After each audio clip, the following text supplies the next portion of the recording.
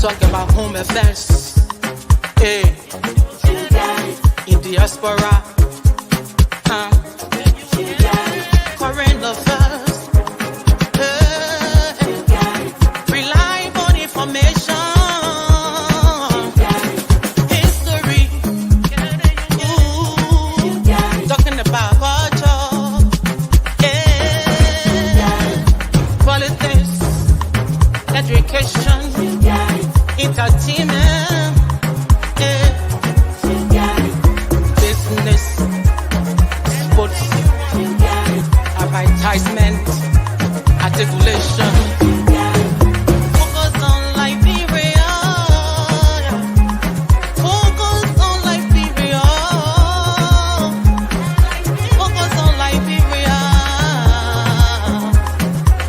From Monday to Sunday. At Focus on Liberia, we discuss everything Liberia, from education to politics, arts and culture, entertainment, agriculture, history, religion, family, and technology. Focus on Liberia uncovers and showcases the best of Liberia and shows the world the truth about Liberia. We educate, elevate, and promote all things Liberia. We conduct interviews, panel discussions, debates, and more. Tune in to Focus on Liberia on Facebook and YouTube and be a part of the stories that make up the news. This is Focus on Liberia, and I am Dennis Jah. At Focus on Liberia, we discuss everything Liberia, from education to politics, arts and culture, entertainment, agriculture, history, religion, family, and technology. Focus on Liberia uncovers and showcases the best of Liberia and shows the world the truth about Liberia. We educate, elevate, and promote all things Liberia. We conduct interviews, panel discussions, debates, and more. Tune in to Focus on Liberia on Facebook and YouTube and be a part of the stories that make up the news. This is Focus on Liberia, and I am Dennis Jah. And I am Anthony Sied, and a pleasant welcome to Friday night debate here at Focus on Liberia, where we are about educating, elevating, and promoting all things Liberia. Aliyu Kamara, my good friend, is seated and ready for Friday night debate. Aliyu, it's good to see you. How are you doing? Are you set for today's debate? Yeah, I don't know, but the thing is breaking. But I want to thank you for bringing me on tonight. Listen, you're one amongst a kind. I mean, to find people who would draw nearer those who criticize them. You probably the only, you and Dennis Jah, the only two people I know on social media who does that. I have been invited on shows to become hosts and co-hosts, but then I criticize the individual who invited me. In fact, they don't speak to me no more. You know, so I really give you that. You know, but thanks for having me. Thank you, Mr. Kamara. We do this for our country. You are part of the country. If we can't speak to you, we will go nowhere. My good friend, Comrade Mohammed Shari, is seated for Friday night debate. He's joining us from Philadelphia. How you doing, my good friend? Holy cow, Raheem? I'm doing well. Thank you, Anthony. It's good to be here. All right. Evan Morris joins us from the state of Minnesota. We share that state. By the way, I call him my young brother. It's good to see you. How you doing? Are you ready for Friday night debate? I'm very, very ready, and I'm excited to be on the show tonight. Thank you for having me. All right, thank you. Elijah B. Washington, Father Washington, I call him, is also here for Friday night debate. Welcome, Father. How you doing? I'm doing pretty good, also, and it's exciting to be on the show. I always I admire people like Morris and what's his name, my dear brother who just came on the show.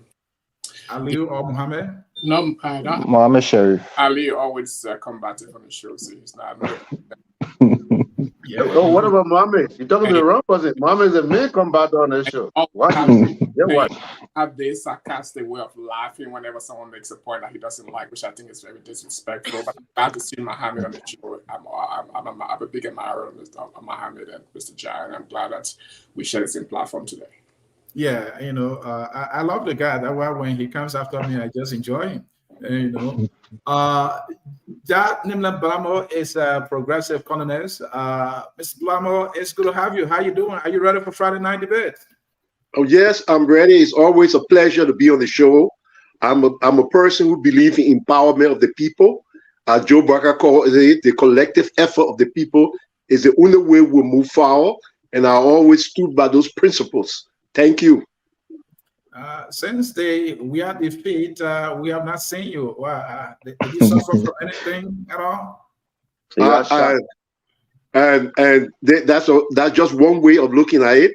Like since the Weah defeat, but if you, I don't know what Mr. Morris is very close to the Minnesota OLM office. I served there as acting executive director, and I was one of those who opened the membership campaign for UP when Joe Boakai was with Ellen Johnson Sirleaf. I flew to Germany. I have a family in Germany, and we went there. It's snowing out there, and we went skiing. That's why you guys have not seen me. Yeah, because I saw your post that you gone back in the gym because the issue of somehow like have it on you. That's why he was shocked. The man was long enough to see Joe Weah come out in 6 years' time. So he exercised. He just woke up from coma. All right. So our folks in cyberspace, we want to say a pleasant welcome to a Friday night debate. Friday night is when we debate the issues that matter, and we have 3 serious issues on our mind today to debate. Number 1, will President-elect Boakai shake tables and govern differently? He is promising and vowing that he will do so on day 1. He will declare his asset. No card will get stuck in the mud on a major road in Liberia, according to him. He means it. And he will be different this time. But he is with the Unity Party. We see some folks around him. How is he going to do it? The debaters are here. Is the pardon covering Samukai and others who are bad for justice? President Weah issued a pardon for several individuals, about 101 people, by the way, and Vernon J. Samukai and 2 other officials of government who were found guilty by the court of Liberia for misappropriating AFF funds are also beneficiary of this pardon by the president. So where is accountability? Where is justice? We want to fight corruption. Some people were guilty of corruption, and the president said, it's okay. Go. And as we know it, at some point during the campaign, J. Barney Samukai visited President Weah's church. He was among the congregation, and now he gets a pardon along with his friends. Well, the debaters are here. Last but not least, who is to be blamed for the wrong vote on Gaza's ceasefire at the United Nations? There was a UN resolution to vote for a humanitarian ceasefire in Gaza, where war is raging between the people of Palestine and Israel. Liberia, that experienced a civil war, that knows a thing about what a humanitarian ceasefire is, voted against the humanitarian ceasefire. The president is saying, well, we gave instruction for them to vote for it. Our representative at the United Nations did something different, and he said the president who cast the vote is a wicked person. But the head of mission there is saying, no, don't tell us that. We receive instruction from the foreign ministry that we should vote against the ceasefire. Don't tarnish our reputation. Who is to be blamed here? Liberia has a good name when it comes to peace. Well, the stage is set. Let's get started. The first issue on our menu is, will President-elect Boakai shake tables and govern differently. Comrade Mohammed Shavi, you get us started here. You listened to Comrade Boakai during his VOA interview. I was impressed by it. I think he interviewed us. This is the second time impressing me on interviewing on VOA. He did well. His answers were sharper and to the point. I like that. But the question now is, will he govern differently as he's promising, knowing what we know now? Just to set the table. I didn't watch the VOA interview, but I know that he has promised some different things from the previous administration, right? Because election is about change. If you have a new administration, the new administration should be different from the previous administration. This is my expectation, and I believe the expectation of the Liberian people. And so if he does differently, that will be disappointing to those of us who, thought that he can do better or he will be better than George Weah. And so I can only say that I will hope that he follows through on those commitments to make Liberia a better place. And maybe we're going to get into the details of those things that he talked about.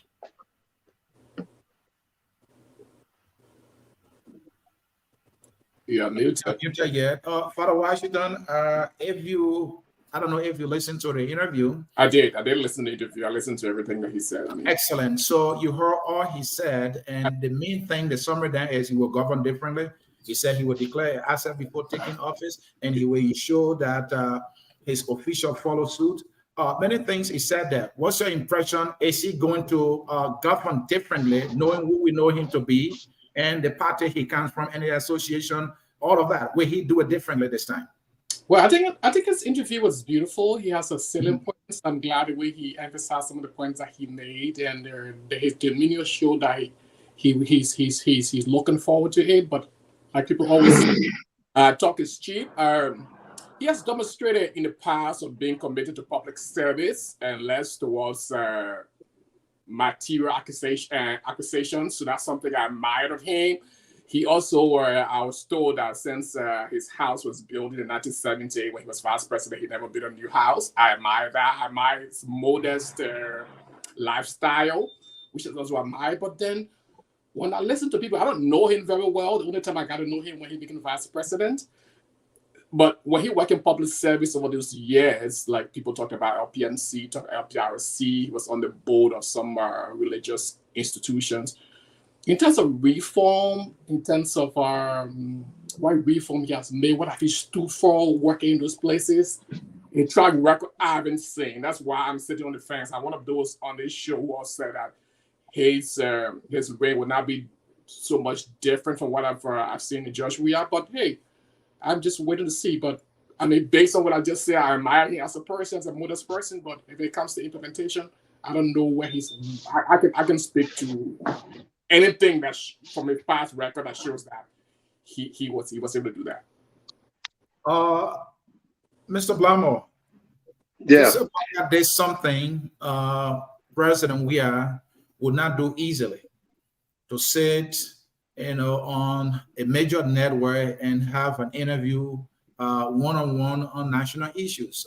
This is Boakai's second time doing it. By coming to the United Nations. It might not be the only 2 times he's done it. At least those 2 I've seen on VOA, and he did well in my judgment. How did he do it in your judgment? And all the things he said, you think that things that he go through on? I believe that Joe Boakai is a statesman. He's a man with many years of experience. And whatever he's doing now is of no surprise. The man is well-grounded. And he's a much more better communicator than George Weah. And my affiliation with the vice president is through the Sir Johnny Kabakoli relationships. And everything I know about him, he's a man of substance. He's a man of truth. He's a man with a humble background, and he believes in people. I believe that his administration will be different, because part of a new administration is to bring something different, and so that pressure will be there. But the man himself, Joe Boakai, is a different man. So that piece of him apply to the natural idea that a new administration will be different and to the policies that they have put forward, tells me that he would do everything in his power to bring change to Liberia. The real issue is not where Joe Boakai stands. The real issue is the Liberian people. Thank you. One person who seems to have come to know Joe Boakai much more better than any of us is my good friend Aliu Kamara. Aliu, sing your little song here. I've just sung mine. I think he did well with the interview. The things he said, doing those things, is a whole different ball game. How did your man do? And what you think he's gonna do? Okay, before we get there, let me clarify this. I'm a guy with sense of humor. Whether it's a weird sense of humor or not, but I have sense of humor. I don't come here with intensities. I come here to relax, have conversation. You know, if you say something, oh yeah, Nate Washington, if you say something that I find funny, I will laugh at you. Look, I laughed at my boss yesterday so hard he ended up smoking cigarette. That's what I do. I laugh. Okay, I don't throw punches. I laugh. I will laugh at you. Yeah. Anyway, look, talking about Joseph Boakai did well in an interview. I don't know if I should expand on something like that. We're talking about Joe Boakai here. Okay, this is something he's been doing for 40 years. I mean, it's like telling me I know how to read. I consider that an insult. You know what I mean? But as far as the substance, look, Joseph Juma Boakai is a man of very little words, but many, many actions. Joseph Boakai is a decisive man and he's a determined person. Look at his history as to how he pulled himself by his bootstraps. A man with a disabled mother and a father who basically neglected his mother while he was a baby. Among many children, siblings, he would come out to be the shining star among them, pursue life on his own until he got to the position of a vice president. A man who would then try to become president of Liberia. His boss will vehemently oppose him. We saw instances where Al-Hassan Ouattara got involved, promised to give Joseph Boakai $500,000, and this is a fact, inside fact, if Joseph Boakai would now run in 2017.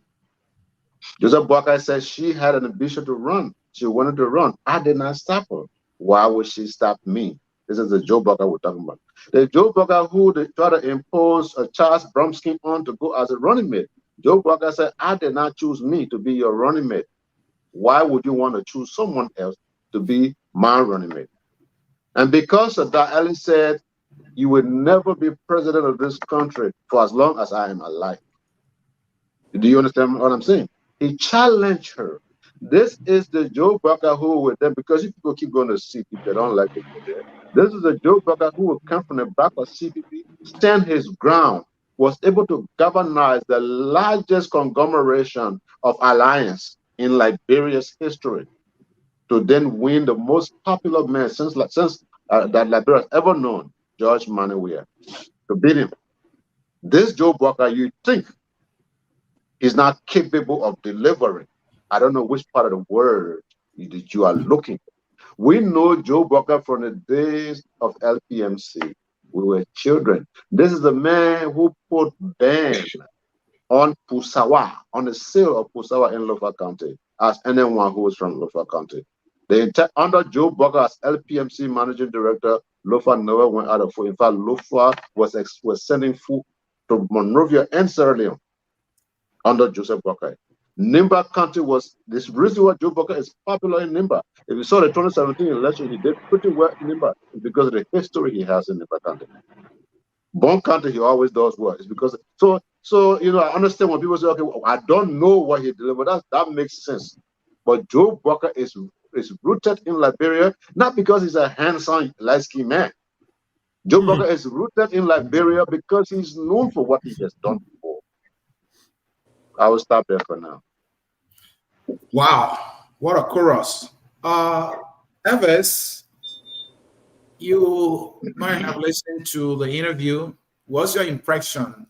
Interviewing Weah is one thing, and doing the things that one will promise to do, that's another thing, and that has been a challenge with most politicians, right? So talk to me. What's your impression of Boakai? Will he deliver and govern differently? All right. Thank you, Mr. Sia. Well, I think the interview was pretty standard for a person who has worked in government for 40 years. He knows how to, speak government speak, so to speak. So when we're looking at shaking tables, he's definitely not going to shake tables. Joseph Boakai is not a firebrand. He's more like a lukewarm person who is going to do things methodically and carefully. My biggest question that I have over Joseph Boakai is if he's going to be a truly independent president. As we're seeing, before he even gets into office, he's already cozying up with the United States government. They're going to have interests, and they're going to expect him to meet those interests. And definitely, if he meets those interests, they're going to help him with some financial aid. As you know, some people are already suggesting that he should ask the United States government to come help with our payroll. All of those things come with policy and U.S. foreign relations and foreign interests tax that come with those monies. So I think one of the things he's going to do different is trying to hold people accountable, which I think the U.S. will have an incentive for him to do so. In terms of funding, like, okay, don't worry about the security implications. We're going to be there to make sure everything goes smooth, but we need you to prosecute these guys. And I think Joseph Boakai is going to toe that line. I heard Mr. Kamara say, last week that Joseph Boakai is not the kind of person who's going to prosecute or go forward with a case if there's no evidence to the matter. The U.S. government said that they expect him to prosecute these people who are sanctioned. Joseph Boakai himself said he's going to hire an international firm to come and do the audits. Perhaps he wants it to be seen more credible. Maybe the people in Liberia can't do good audits, but he's going for an international firm. People criticized Cummings when he did that, with this whole situation that happened with the framework document. So for me, I think Joseph Boakai is going to be different in terms of governance, and he's going to be more like a snail moving, slowly along, but definitely he's going to be a person who is going to be under the thumb of the United States. And I think there's where he's going to face some problems, because if he tries to deviate, we've seen it with our past presidents, when he tried to deviate from the United States standpoints, then they're going to stem on his throat, so to speak. But overall, like, people trying to, be closer to Boakai. Yeah, my family knows Joseph Boakai family very well. I grew up in Painesville. I went to the Ethel Baptist Church in Monrovia. Joseph Boakai has been in that church for many years. His children and my mother, because my mother is older than most of his kids, but my uncles, my aunties, they grew up with his kids. They're still very friendly. They're all part of the Unity Party campaign team. So I know his family well. I know his wife. My mom is very close with his wife. So, it's not about family ties. People trying to, my point with Joseph Boakai is that the people that he has surrounding him, I know we're going to get to that Samukai thing, but I think it's very, very important. I will stress the importance of it when I get to it. But that Samukai pardon is very important. It has legal implications of Samukai being nominated for a position, because if you're a felon, you can't get nominated. But when you get pardoned, that record is a sponge, and now you're eligible for nomination. So that's very huge. That's why Samukai was really lobbying to get that pardon for President Weah, because he wants to serve in Joseph Boakai's government. But I'll leave it there for now. And we will get to that issue. I like that. I want to see how Ali would do. Father Washington, this is my follow-up question. What specific policies or changes has President-elect Boakai proposed that suggest that he would govern differently? Well, before I attempt to answer the question, I would just like to provide some education. When we come to this discourse as intellectuals, we come to be able to provide education for our people and to be able to listen to our peers on the show. And when you get into an intellectual discourse, there is something called conversational etiquette that you got to follow. So if for one reason someone is speaking, you will listen and then you will respond.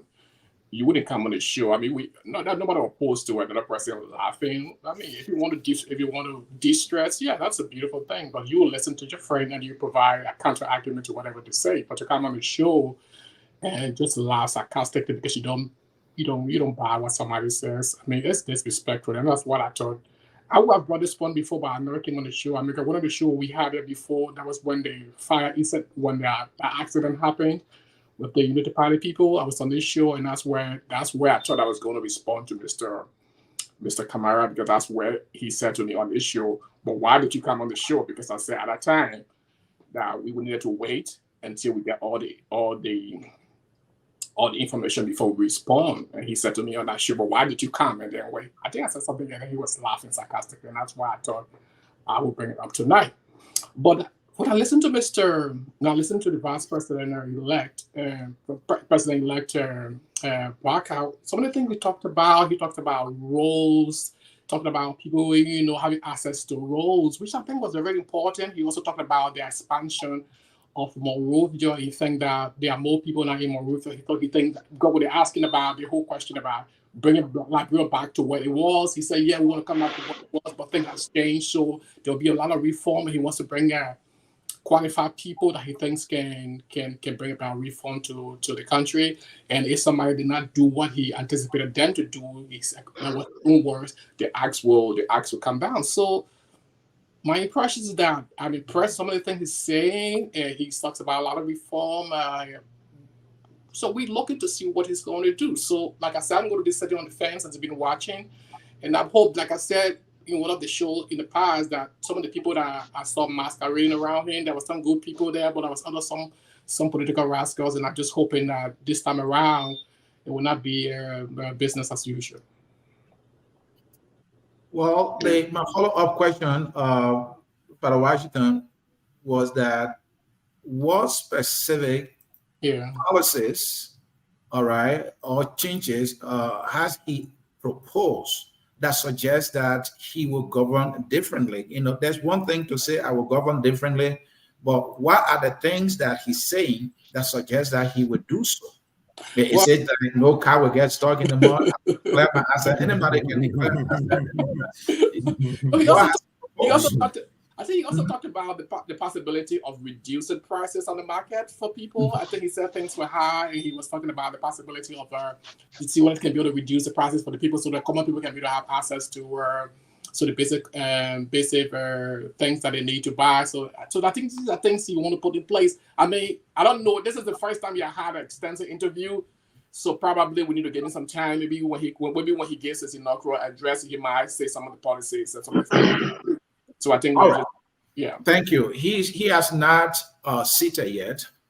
It's a whole different thing when you are seated, and now you see all the elements of governance before you, and then you will know that, well, I said this is not possible. Now the issue of process you talk about, rise is a major thing. I know Aliu had the Hallelujah chorus for Boakai being the manje wine here, but the thing is, there have been many executive orders issued by the executive mansion. If you go to the executive mansion website, look at executive orders.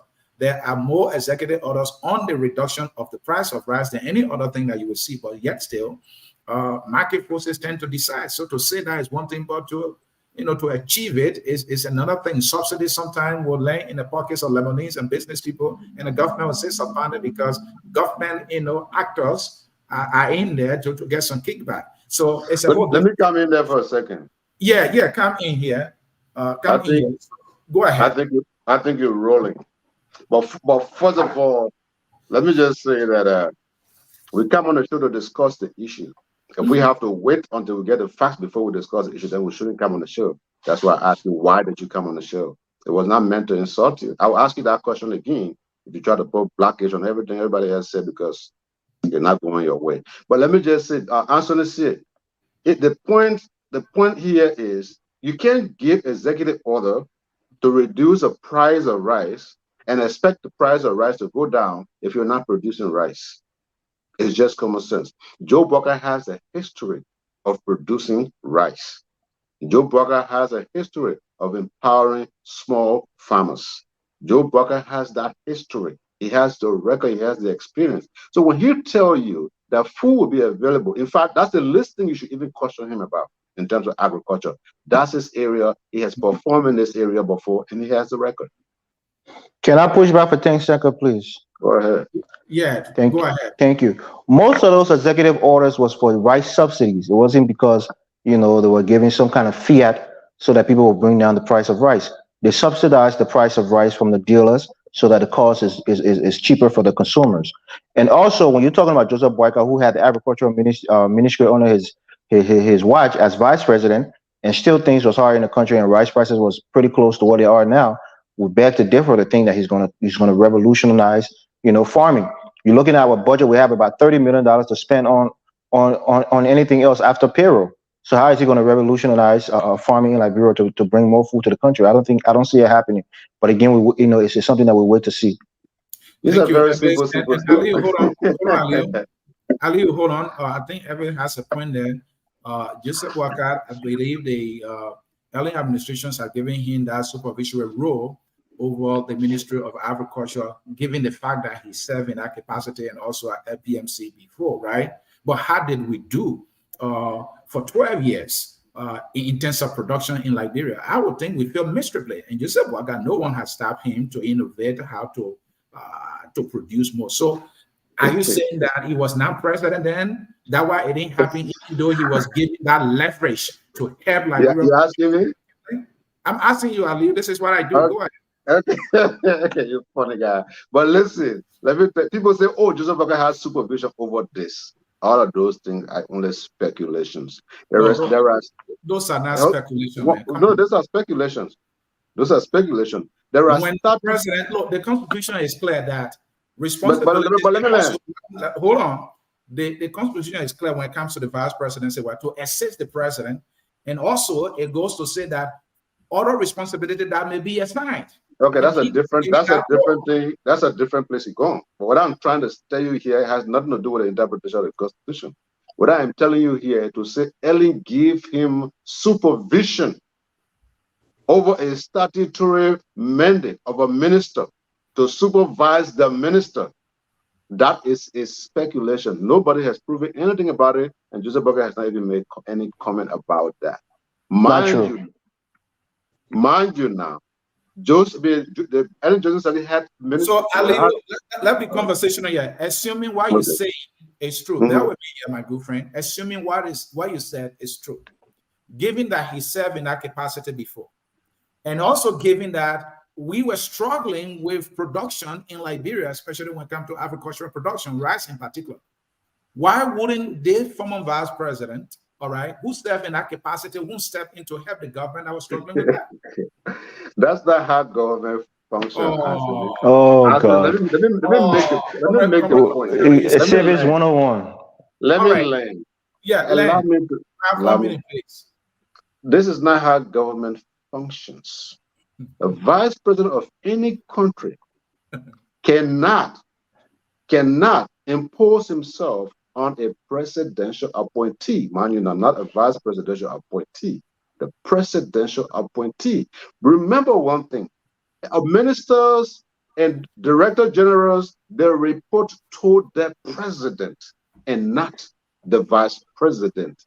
In the event where these guys are not functioning to the taste of the vice president consults and advises the president. It is up to the president. I just wanted you to know that before. So you are saying that because of what he's saying, Joseph Boakai though saw the need for us to increase production through the Ministry of Agriculture, he needed to just sit by and do nothing, right? I just explained to you that even if he knew what was better for the agriculture sector, he could not surpass the Minister of Agriculture because, first of all, the Minister of Agriculture is not answerable to the Vice President by law. No. Let me come here again. 10 seconds, please. No. Evans, hold on. Aliu, you will learn your point there, but I'm saying to you, my friend, that is a flimsy excuse. So you are telling me that Joseph Boakai will sit somewhere and see something wrong or see a need and will not act because he's not. You can only go to the president and complain. It's up to the president. No. So, Anthony, yes. But let me come to Comrade Sherry. Comrade Sherry, Yeah, I think thank you. is struggling here. Oh, you said Yeah, so Aliu has a point. Usually in Liberia and you know, and in most African countries, you have this sort of this executive presidency where the president dictates the national agenda, and it's as it should be, but it's very overbearing when you talk about Liberia. We have examples. We have, for example, President Tolbert, who waited 19 years. 19 years. All of the things that he wanted to do, he didn't have the chance to do them. He would not have done them with Tubman alive. So when the opportunity was given to him as a result of the demise, don't you think it would depend on the relationship between the two, the president and the vice president? In this case, is it doesn't. It doesn't. Joseph Boakai, Ellen Johnson Sirleaf.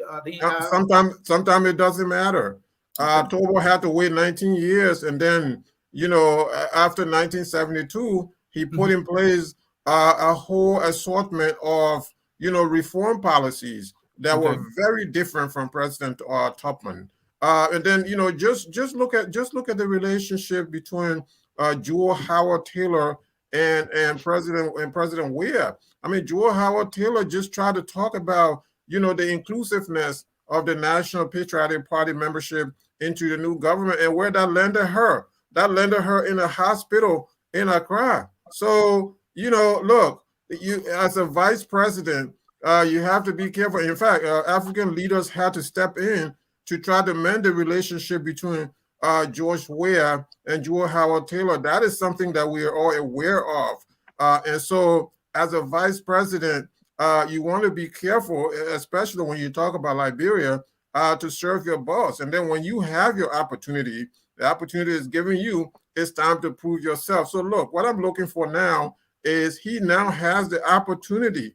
All of the things that we've heard from him in 2017, all of the things that we've heard from him in this election cycle, this is time to prove himself. So you've heard me, Anthony, time and again. I've given him a short lease. I'm not like some other people who are saying, oh, wait, we're going to give him 3 years, 4 years, 5 years to get acquainted. Nothing is going to get done. I am saying from day one, in 100 days, no cars could get stuck in that mud. People going from Uganda to Greenville to Harper. I don't care. No car. I don't want to see any car stuck in the mud. And in 3 years, I want to see some paved roads. I want to see some things going on. Anthony, the money is there.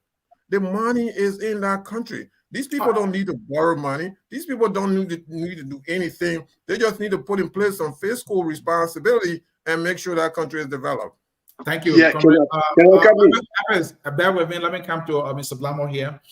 Yeah. Blamo, your take. Yeah.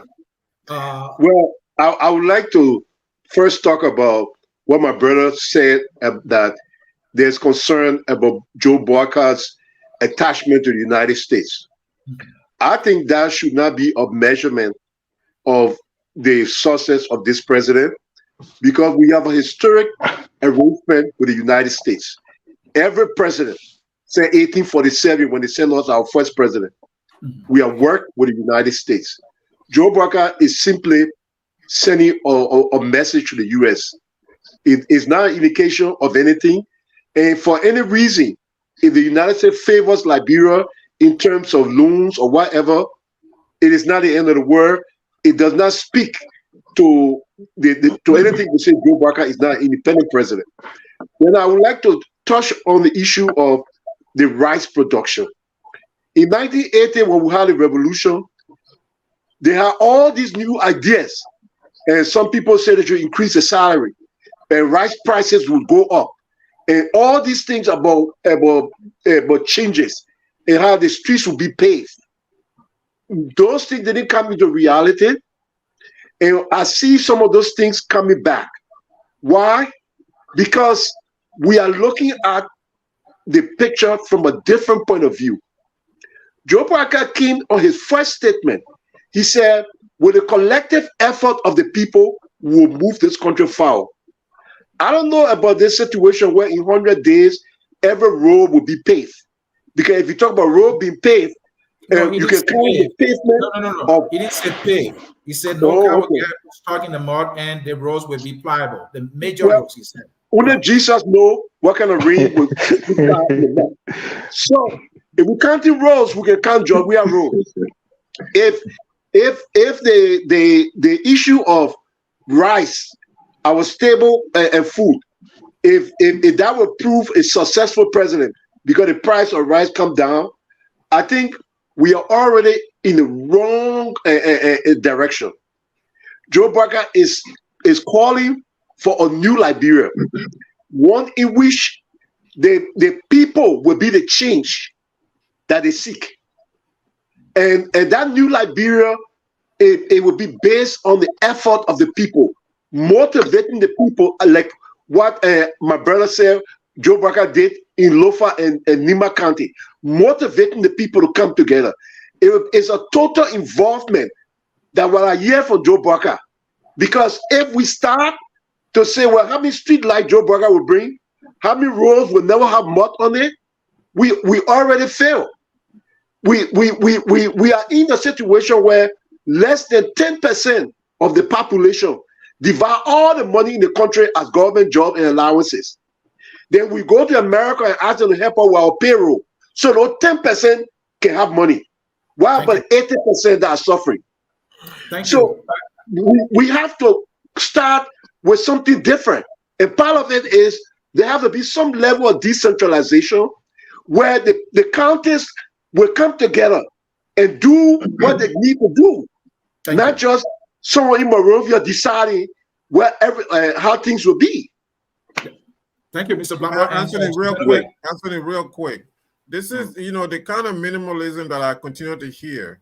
This is what Mr. Blamo and others, in the Weah administration, I believe this is the kind of thing that they projected out there. And for this reason, administrations from time and again, they don't do anything for the Liberian people because they rely on these kind of lame, lazy proposition and not to do anything for the Liberian people.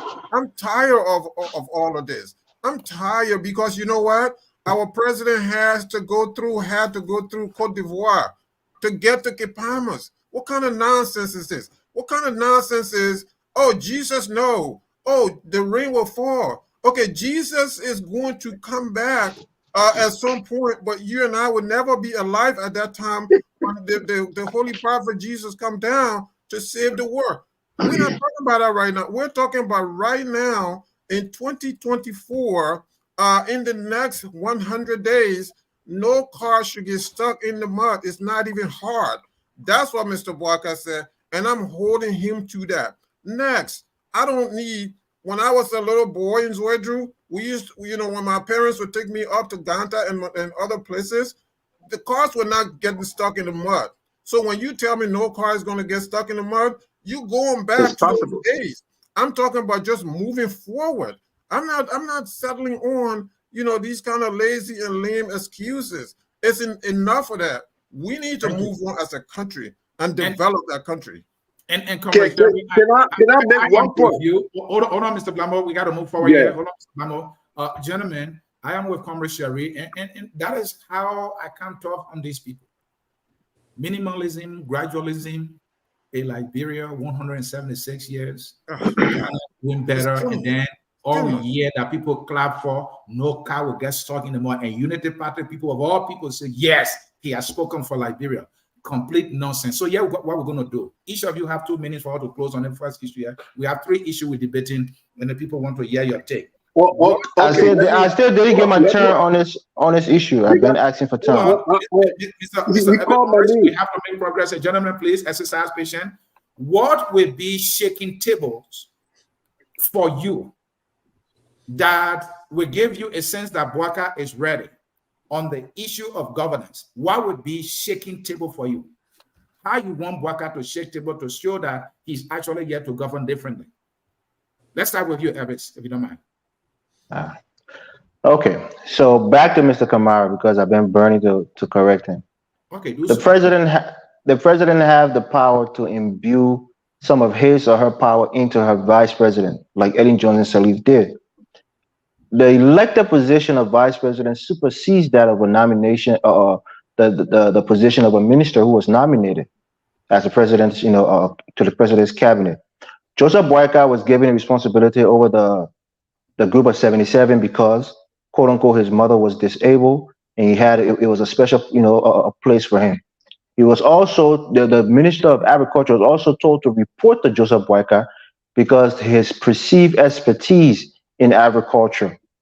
So those things are fact. The president can do that. She has the power to do so, and she did just that. Moving forward to your question that you, Go ahead. Mr. Sear, please repeat your question again. So what would be shaking tables for you? Because Waka is vowing here that he will govern differently. He will shake tables. Those tough things that people have not been able to do, he will do them. So on the issue of maybe all day. Go ahead. Thank you. I get it now. Well, I think shaking tables for me will be a strong economic policy. You know, there's a saying in America when people talk about politics, they always say it's the economy is stupid. And everything else doesn't matter if the economy is not good. You can do all the roads, you can do all the social things. If people are not feeling it in their wallets, they're going to have issues with you. So I think if Joseph Boakai can have ingenious people who are going to come in his government, financial minds, I mean, multiple people who can come in and really revolutionize the way we look at our economic position in Liberia. I think that would be something that would shake the entire fabric of our nation, because I think if we get on the right economic footing, then things in Liberia is going to be on an uphill trajectory. But it requires money, expertise, and time. And I think with somebody like Joseph Boakai, he may have the quote-unquote expertise on paper, like we saw with Ellen Johnson Sirleaf. Ellen Johnson Sirleaf, don't be fooled. She's very, very intelligent and very, very adept when it comes to economic issues. But we saw the struggles that she had, the struggles that she had in Liberia. So I think if Joseph Boakai is going to shake anything, rule of law and all of these things, yes, people will be happy in the moment if somebody go to jail for corruption. But when they look on their plate, when they look in their wallet and it's empty, there's still going to be discontent within the country. So I think his biggest shaking, quote unquote, of the table will be putting us on the right foot economically. And that's a tall order. I made suggestions on previous shows that he should hire maybe 2 or 3, maybe have an economic council, at least for his first couple of years, have some of the brightest minds, the brightest economists in Liberia, to have a roundtable council where they can come up with the best ideas and tackle our economy from like a 3 or 4 prong approach, because it's so dire that just one person who is quote unquote good at economics is not going to be able to solve it. So I think the economic issue is something that if Joseph Boakai does well, and I on this show would come here and put my full support behind him. And I think it's a tall order to ask.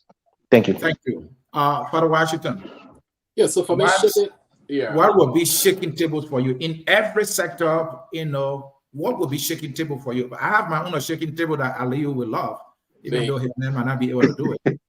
Because for me, shaking tables will be his first lieutenants, the first people he's going to appoint to lead his government. Because all the other things will come after he gets the people in place. So for me, that would be the first thing. If I see his cabinet and see the people that's on the cabinet, I know he's serious. But when I see him just recycling the old United Party people who just masquerading around, who have come out again because they haven't worked for the many years. But if I see that he has serious ethical people, because most of the time I hear a lot of Liberians saying, "Oh, the guy is qualified, he's competent." Was Samukai competent and qualified? Was Magay competent and qualified? Because sometimes that's the kind of thing we look for. But if I see the kind of people that he's bringing on board, say, "Hey, these are ethical people. They are qualified, but they are ethical." These are people that when the Liberian people look at it, say, "Yes, if you appoint this person as finance minister, when I get into that finance ministry, I do my car paper or I want to do my house paper, it's just going to go smooth. No one's going to be asking me, oh, give me this, give me that before my people can go through." That sends a good vibe to people, that people know that, hey, our country is ready. But if you start finding the same kind of people who haven't worked for many years and now they just want to come around, then that'll be my first thing that, like, he's not serious, he's not ready. So let's talk about policies. Let's talk about some executive orders. And I'm coming to you again, Father Washington. What would be some things that would be shaking table for you? The first thing I want to do, he has just talked about the first thing he said he wants to audit the past government. That just should have to be the first thing he should put on the table. Bam. They're going to be audited. We're going to audit the past government and make sure that what the stewardship that they had over the years, they can show us what they did with the country. That's something I want to see. So I want to see him to take some strong stand. Rule of law. That's something he should be. That's something he should say. Hey, they won. This is what we want to do. So these are the kind of thing I want to put in place. Comrade Sherry, for me, and I'm going to join in the discussion here. For me, shaking table would be maybe in an executive order. He can consult his lawyers. No car for government officials to be purchased by the government of Liberia. Period. If you are Minister of Finance, the money you're making, get your own car. Yeah. Here's the thing. When government procures these cars are stolen. The government will have the incoming government will have a hard time retrieving the cars that the current government officials are using. Imagine the headache we have to go through with that. Yeah. So that is one of the things that eliminates scrap car completely. Eliminate gasoline. In fact, eliminating the entire thing of a car, gasoline, eliminate those things completely. You will save millions, and that millions you can pump it into education. I think that's the table for me. If any minister is guilty of anything, that person goes to jail and is never served again in the government of Liberia. I have more. But Comrade Sherry, what would be shaking table for you? Look, you're right on point, right? So these guys don't need a big old Mercedes Jeep to take them from, point A to point B. You don't need all of this.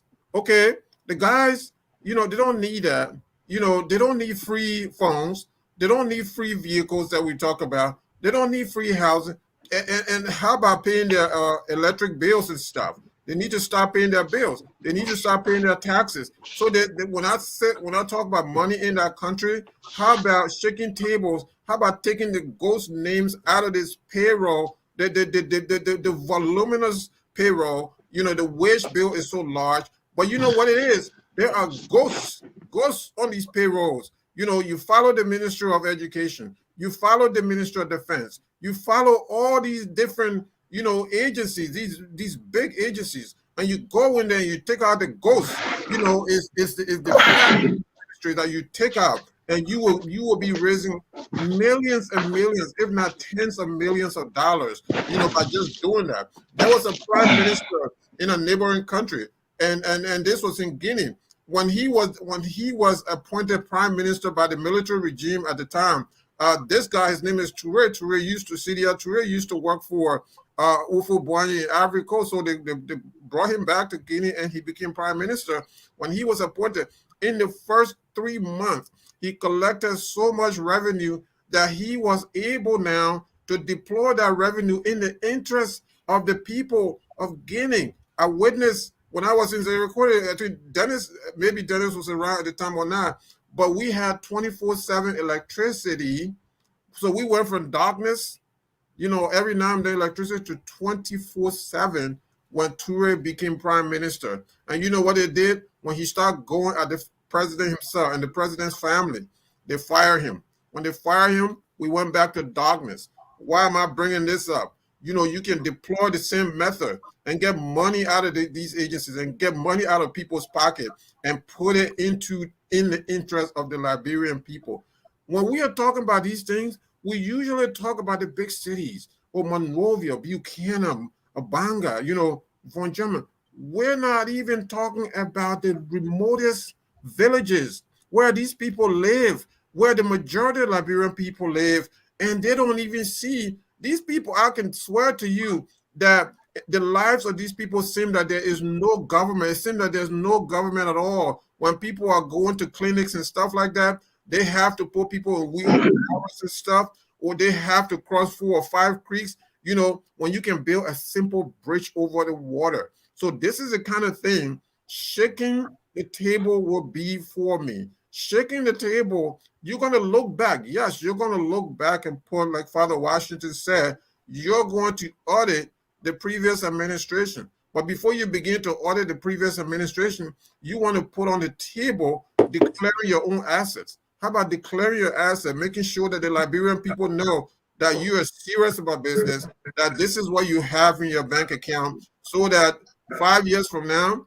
when you are telling us that you are a millionaire, we will begin to question you, because George Weah did not do that. And so that contributes to a lot of the problem. So people should declare their assets before they appointed ministers and director generals and whatnot. And the director generals and ministers that we have now, that are outgoing director generals and stuff and ministers, they should be audited. Audit them. So that for me, you're shaking tables. Anything less than that is just the same old, and you're doing the same thing. And how can you do the same thing over and over and again and expect a different result? That would be insanity for me. Thank you.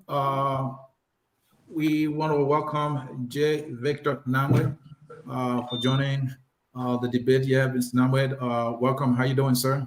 Hey, thank you guys. Can you hear me? It's good to be here. Yeah, you are loud and And clear. I sincerely apologize. I got stuck in traffic. All right. Thank you. We will come back to you. We are talking about shaking tables. So put your legs together. What shaking table will mean for you to suggest that Boakai is ready to govern differently? Mr. Blamo, Yeah. we're talking Yeah, shaking tables here. I believe. Boss action to change things. What's your Okay. list that Boakai can do?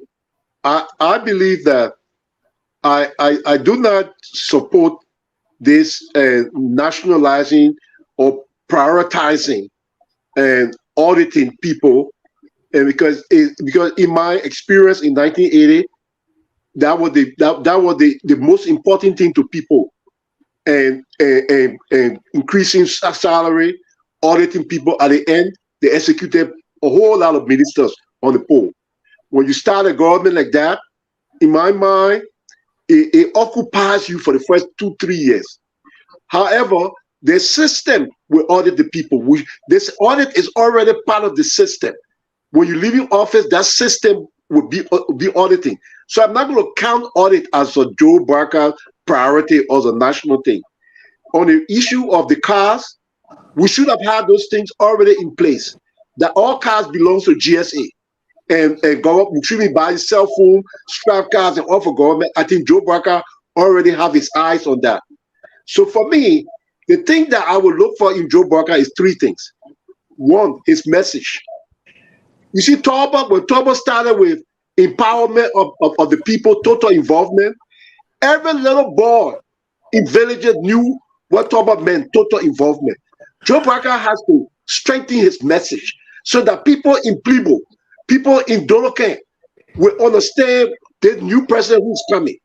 Second thing, there has to be some level of decentralization, whether it's executive order or whatever, because we cannot continue to run a plantation government in Monrovia of expert deciding for people in Fishtown how they should live. We have to empower local government to carry on this national agenda, whether it's prioritizing food production and vocational and technical education, which are my 2 favorite. But Joe Boakai got to say it, and he got to dedicate that and allow the people to elect their local leaders instead of sending somebody from Monrovia because they came from Harvard University. These people have to be in power. You give a man a plate of rice, he will eat, but tomorrow he'll be hungry. Teach him how to farm, he will always have food. And the third aspect of Joe Boakai administration that will show me something is what one of the speakers said. Who are the people that he put forward on his first list of appointees? But the other things that we expect of Joe Boakai is unfair for the first 100 days. Thank you. Thank you. Jeff Victor, let me come to you. You met up with the segment of, doing things differently and shaking tables. What would shaking table be for you? What are the things you expect Joe Boakai, the incoming president, to do to suggest that he's indeed going to be a boss and a kind of president that will change the dynamics of governance in Liberia? Well, thank you very much. It's good to be back.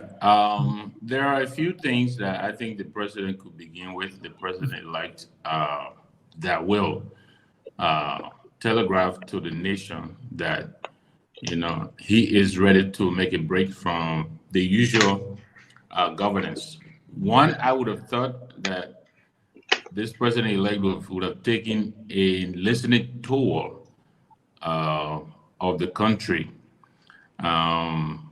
You remember, almost throughout the campaign, he never went to the Southeast. And so I am left to wonder as to how much he's familiar with the problems that the people in the Southeast are facing.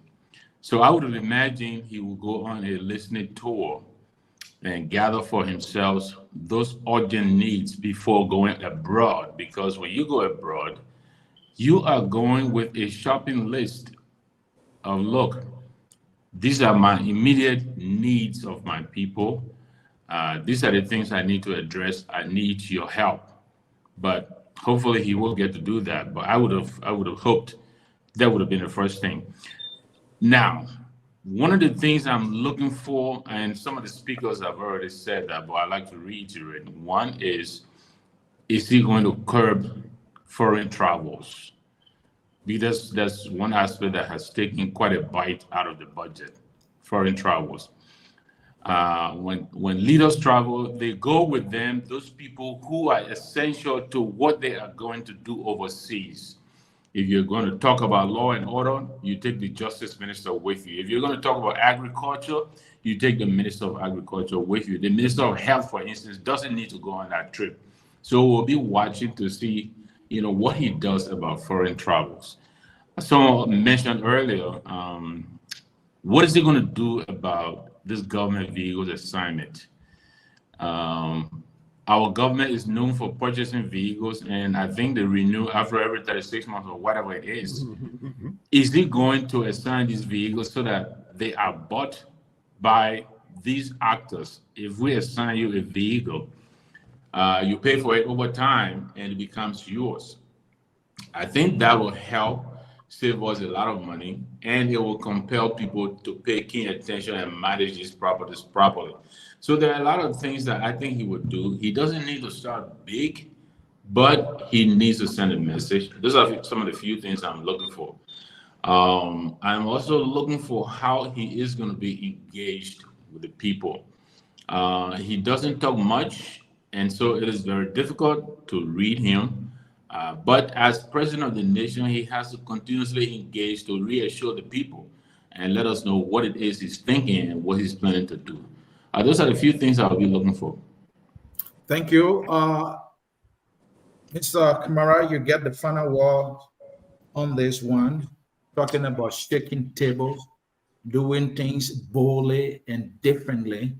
Boakai gave us something to hope that business is not going to be business as usual here. First of all, let me just compliment you for radical but impressive suggestion. The government should not be in the business of paying for people who already has. Okay, so let me clarify just certain things. The rumor that have been spread over the years that Joseph Boakai superseded the Ministry of Agriculture is a speculation that has taken root. There's no fact to that. Joseph Boakai was an advisor to a private agricultural firm that has something to do with Libya and an individual, not the Ministry of Agriculture. When somebody says you can build the roads all you want and people's wallets will be empty, remember now, the road is an expansion of the economy. So people's wallets cannot be empty if you pave roads. And to Sharif's point, yes. But you first have to start by grilling the road and then paving the road. And my big brother Victor said he had not gone to the Southeast, so whatever. Everybody knows, one, the Southeast need medicine, the Southeast needs road. You don't have to go to the Southeast to know they need road. And that was one of the reasons why he couldn't venture around the Southeast, much given his age. So he understands the Southeastern issue. Now, the whole shaking thing, if you have been paying attention in recent time, you realize that Joseph Boakai already started shaking. One of the reasons why the CDC had to struggle was because they had no international connection. In fact, they were not trusted. Joe Boakai has already engaged the IMF and promises have been made. Joe Boakai has engaged the World Bank, not even as a president. He's doing the usual, right? The usual. Well, it depends on what you define as usual. So Joe going Boakai, to IMF to crawl on your belly and beg for money when you have talents and resources when you can create Anyway. manufacturing opportunity to increase your revenue. You go and beg others, and then they give you money. Then you put interest on it, and you've been burdened by debt, the usual. Go ahead. Yeah. So Joe Boakai has engaged with the World Bank, and promises have been made. The State Department, Congress, promises have been made. Remember, this is what happened during Ellen Johnson Sirleaf administration. Every one of you was saying Ellen received the highest amount of support.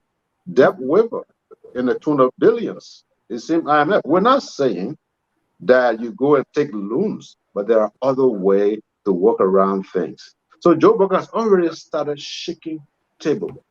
As far as when he becomes president, what you really want to hear, let me get to that.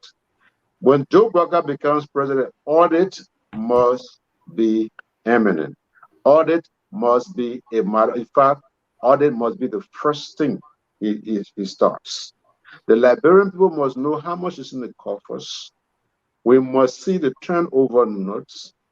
We must also expand not only on how much is in the coffers, but how well did these guys perform their daily functions. We have to put everything in perspective. And somebody said here, like Sharif said, you have to declare your asset, and not to just declare and say, oh, you gotta invoke the Information Act or whatever act.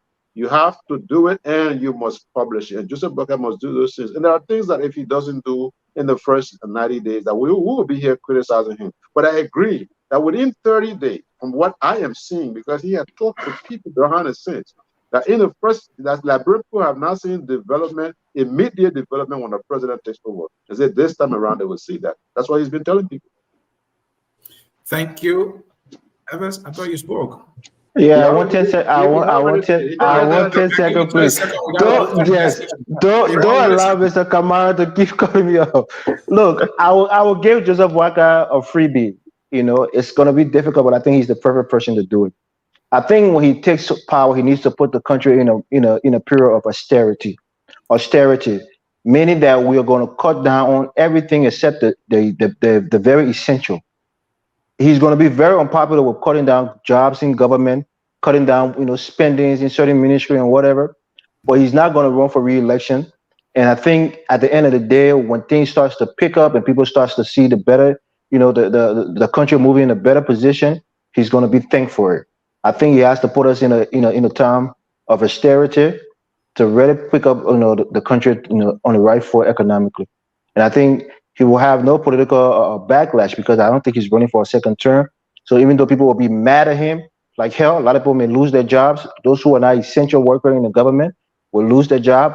But I think you save a lot more money that way and then use that money to innovate and bring more economic development in the country. I just want to make those points. Thank you.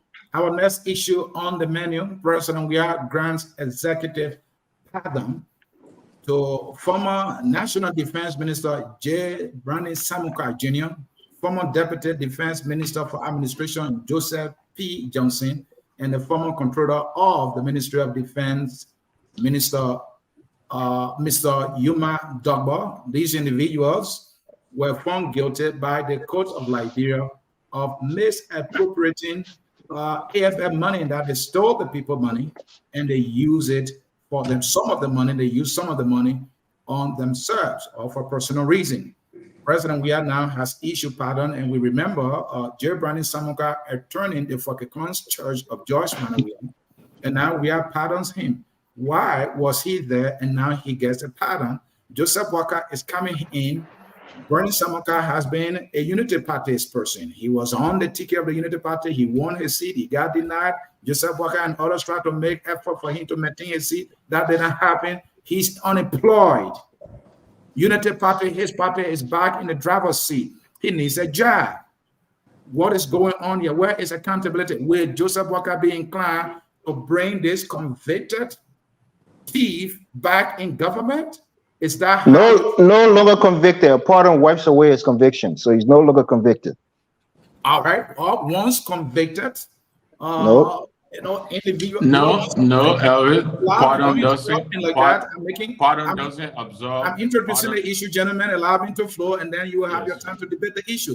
That is the next thing on our menu. We are talking accountability. We are talking the rule of law. We are talking fighting corruption and setting standards and examples that others will follow so that our country will not be dogged with the issue of corruption. We take a short break. When we come back, the debaters will weigh in on this very important issue. Stay tuned. Don't go anywhere. We'll be right back. Our country, sweet Mandela, our country, that God gave us this country. Fellow Liberian, that God gave us this country.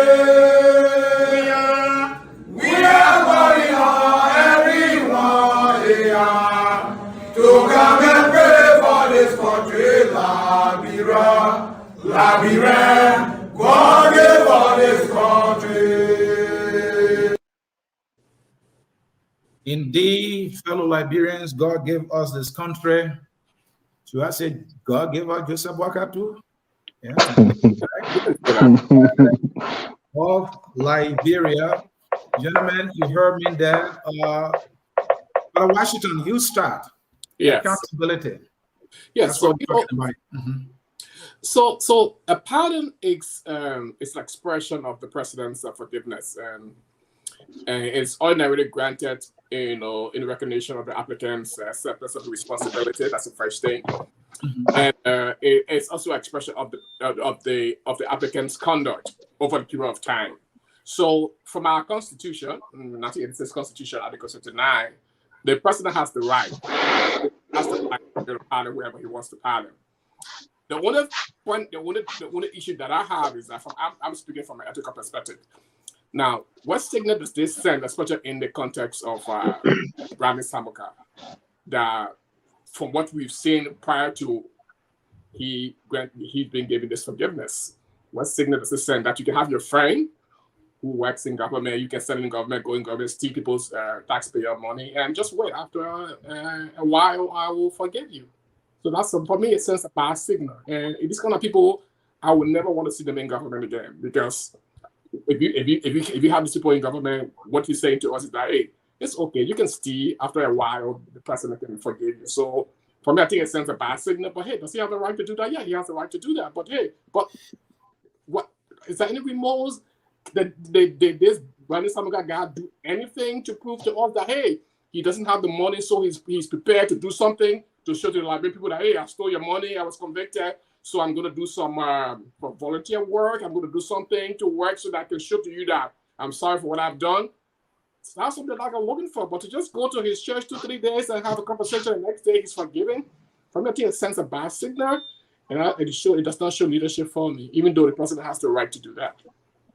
And you think now that, legally speaking, the fact that he's been pardoned, that what you call crime that he committed has been wiped away, making him qualify for appointment. Should you can work out appoint him? No.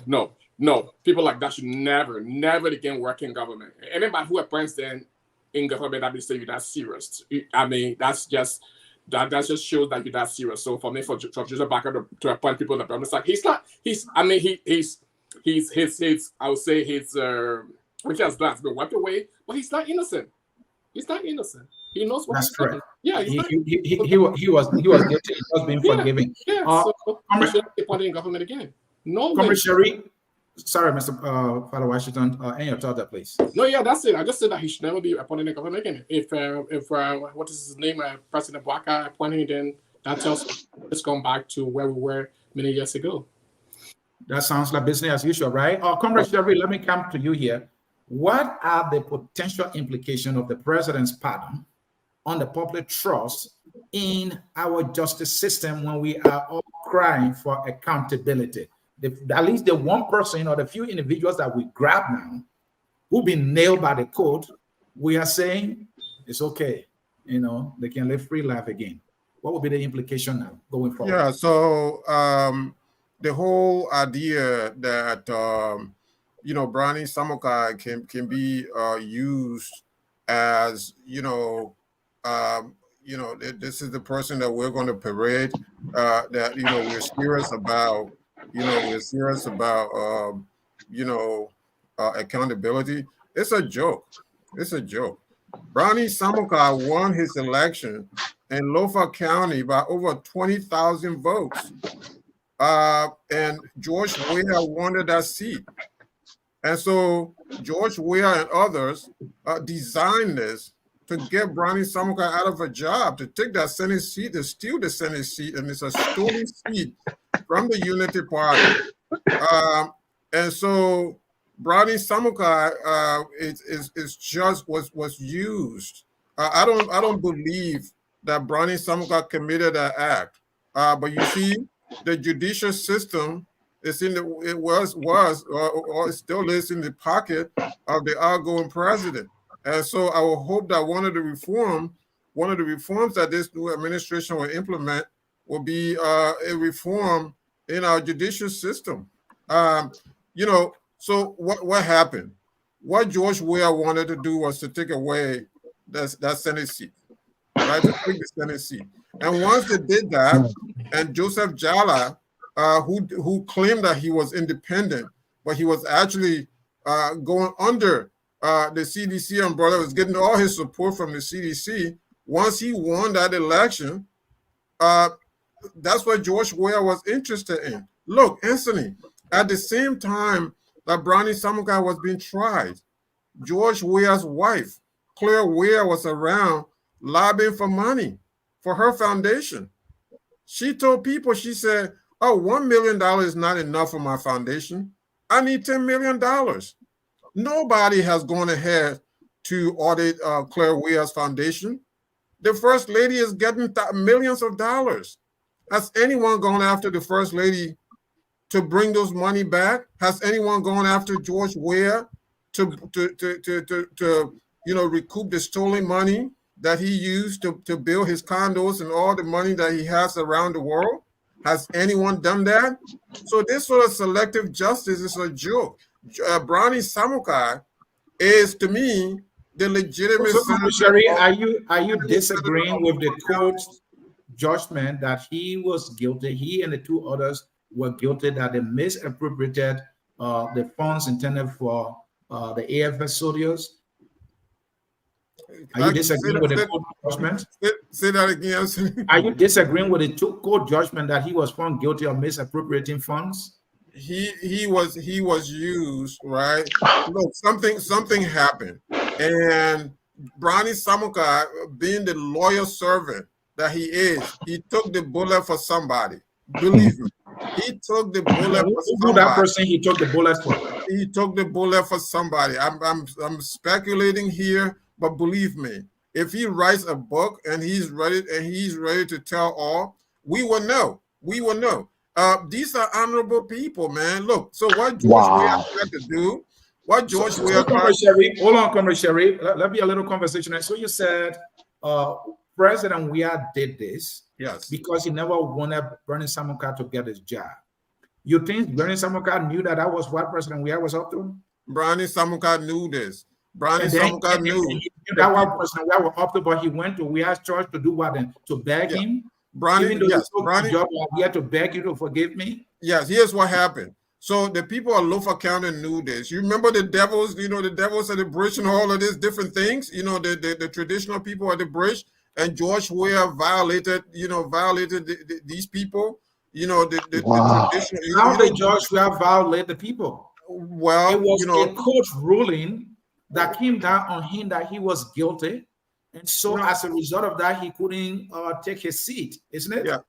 So the traditional people did something, right? They went to the road, and they started blocking traffic and all of that. Look, usually when these people do those things in Liberia, Anthony, we all grew up in Liberia, right? They do things that may not be acceptable. You don't send police out there to chase the people out of that place. You negotiate with them. You negotiate with traditional leaders. Traditional leaders have done things far worse than that. You negotiate with them. But let's come back to the issue. Let's come back to the whole issue of accountability. Brownie Samukai took the bullet for somebody. But I'm telling you, it was selective justice. All of a sudden, this man won the election. He beat Joseph Jala. Joseph Jala had 13,000 votes. Brownie Samukai had over 20,000 votes in the election. By popular majority, the people of Lofa County expressed their confidence in Brownie Samukai. Brownie Samukai is the legitimate senator of Lofa County, and because George Weah wanted to steal that seat from the Unity Party, I don't know why you mean by steal. As a CDC supporter, please allow me to respond to Mr. Sharif, please. I beg you. Brownie Samukai, and look, you can why you mean by steal the election? I mean the seat. Steal the seat, implicate Brownie Samukai in this ordeal so that he can use the court system. This is what autocrats do, Anthony. Autocrats do this. So, Comrade Sharif, finally, do you think with all take the this seat away from him? Yeah, we're talking about public trust. So this is a man that was found guilty by our court. All right. Though the president has pardoned him, going forward, you think President Weah should pardon him? I mean, sorry, President-elect Boakai, when seated, should nominate him for any position in government? Yeah, absolutely. You know what? When Samuel Weah is nominated by, should Samuel Weah be nominated by Samuel Weah is not trusted. Samuel Weah has not been found guilty by our court yet. So you want Brownie Samukai, hold on, let me let my question. You want Brownie Samukai to be nominated, even though he was found guilty by our court. Samuel Weah is yet to be found guilty by any court in Liberia, but you do not want him to be nominated. The Samukai, who was found to be nominated, right? Anthony, let me tell you something, Anthony. The court system, right? We used to have a court system, right, that put political opponents in jail. And everybody come out from their counties. All these superintendents come out from the counties. The clan chief, the paramount chief come out from the counties and tell the president, Mr. President, we support you. You are our father. Thank you for doing this. That's the kind of court system we've had. We've had court system, we've had legal system, judicial system that are not independent. We have a history of this. We have a history of this from the Topman era. Thank you. You answered my question there. From Topman to Tober to Doe to Charles Taylor and to George Weah is the same system that we have. Thank you, comrade. Thank you. I appreciate your contribution there. Mr. Evan Morris, you have a strong disagreement there. What is it? State it. Yes. Let me stand corrected to Mr. Nambwe. Mr. Nambwe was correcting me, and I think he's correct. Pardon does not expunge, but it clears the way for expungement. So I think that's probably what Brownie Samukai is going after. First of all, Mr. Sharif, with all due respect, this case was not started under George Weah. This case was brought to book under the Ellen Johnson Sirleaf administration. So if you're saying that George Weah used Brownie Samukai, he would have had to tell Brownie Samukai before he even become president, go misappropriate the AFL people money, so that into 2020 you will run for election, win in Lofa, and I will take your seats from you to give it to a sedition. Not true. The reality is Brownie Samukai was convicted. He pleaded for mercy. The president was magnanimous enough to give him clemency, which averted him from going to prison, but had him to restitute the money that he was supposed to pay. The key factor in all of this is the foreign minister, Kimia. He's a fellow Lofian, and the people of Lofa has been lobbying Foreign Minister Kimia to talk to the president so that Brownie Samukai would be pardoned. And that's why you saw in the picture they were both sitting next to each other, because the minister has been talking to the president, and the president, being a forgiving man that he is, was magnanimous enough to forgive Brownie Samukai. Look, Brownie Samukai wants to work in Joseph Boakai's government desperately. And don't be fooled. Joseph Boakai has tremendous trust in Brownie Samukai. He's a quote-unquote strong man in Lofa. Also has a strong relationship with the people of Nimba and Jeremiah County. So Brownie Samukai will be a great asset to President Boakai, whether officially or unofficially. And he wants to be able to travel to the United States, and he wants to be in that orbit. And that was a sting. That sullied his reputation, being convicted of that crime, and the Supreme Court reaffirming that conviction. So please, Mr. Sharif, with all due respect, you're an intelligent man. Brownie Samukai is not a child that can be used like some puppet by anybody. He's a well-learned man. He's a military tactician, a strong person mentally and physically. He can't be used by anybody. He misappropriated those funds. Say that again. U.S. trained, like, yeah, exactly. Yeah. Yes, he misappropriated those funds for his own personal gains, and his corporate and himself was found guilty. Our court system is not perfect, but those guys saw the facts. Were not there in the discovery to see what evidence were put forward. But I'm sure those justices, saw the facts. They went through appeal through the appellate courts, and it went to the Supreme Court, and they're the final arbiter, and they made the right judgment. And now Brownie is seeking forgiveness from the country, and the president is obliging him and being a forgiving president. So let's just leave it at that. That's why I was there. Anthony, even the forgiveness, No, you gotta let it go. He was trying to do it at a time where he needed that support base from Lofa County. So he brought Brownie Samukai to the church and put this picture out there to the people of Lofa County. You see what I'm doing for your son. It didn't work because the Unity Party people quickly called Brownie Samukai and tell him, "What are you doing? What are you doing with this?" Yet, if it didn't wait after the election, he still pardoned him after the fact. He pardoned me after the fact. Excuse me. So that was the reason why he took Brownie Samukai to the church. It was not sincere. It was not because of his goodwill. It was not because of any magnanimity, any of these nonsense that you're hearing now. It was because he wanted to vote for him. He pardoned him after the election. That was sincerity. What are you talking about? Why you want to take over the show? That was the reason why he wanted.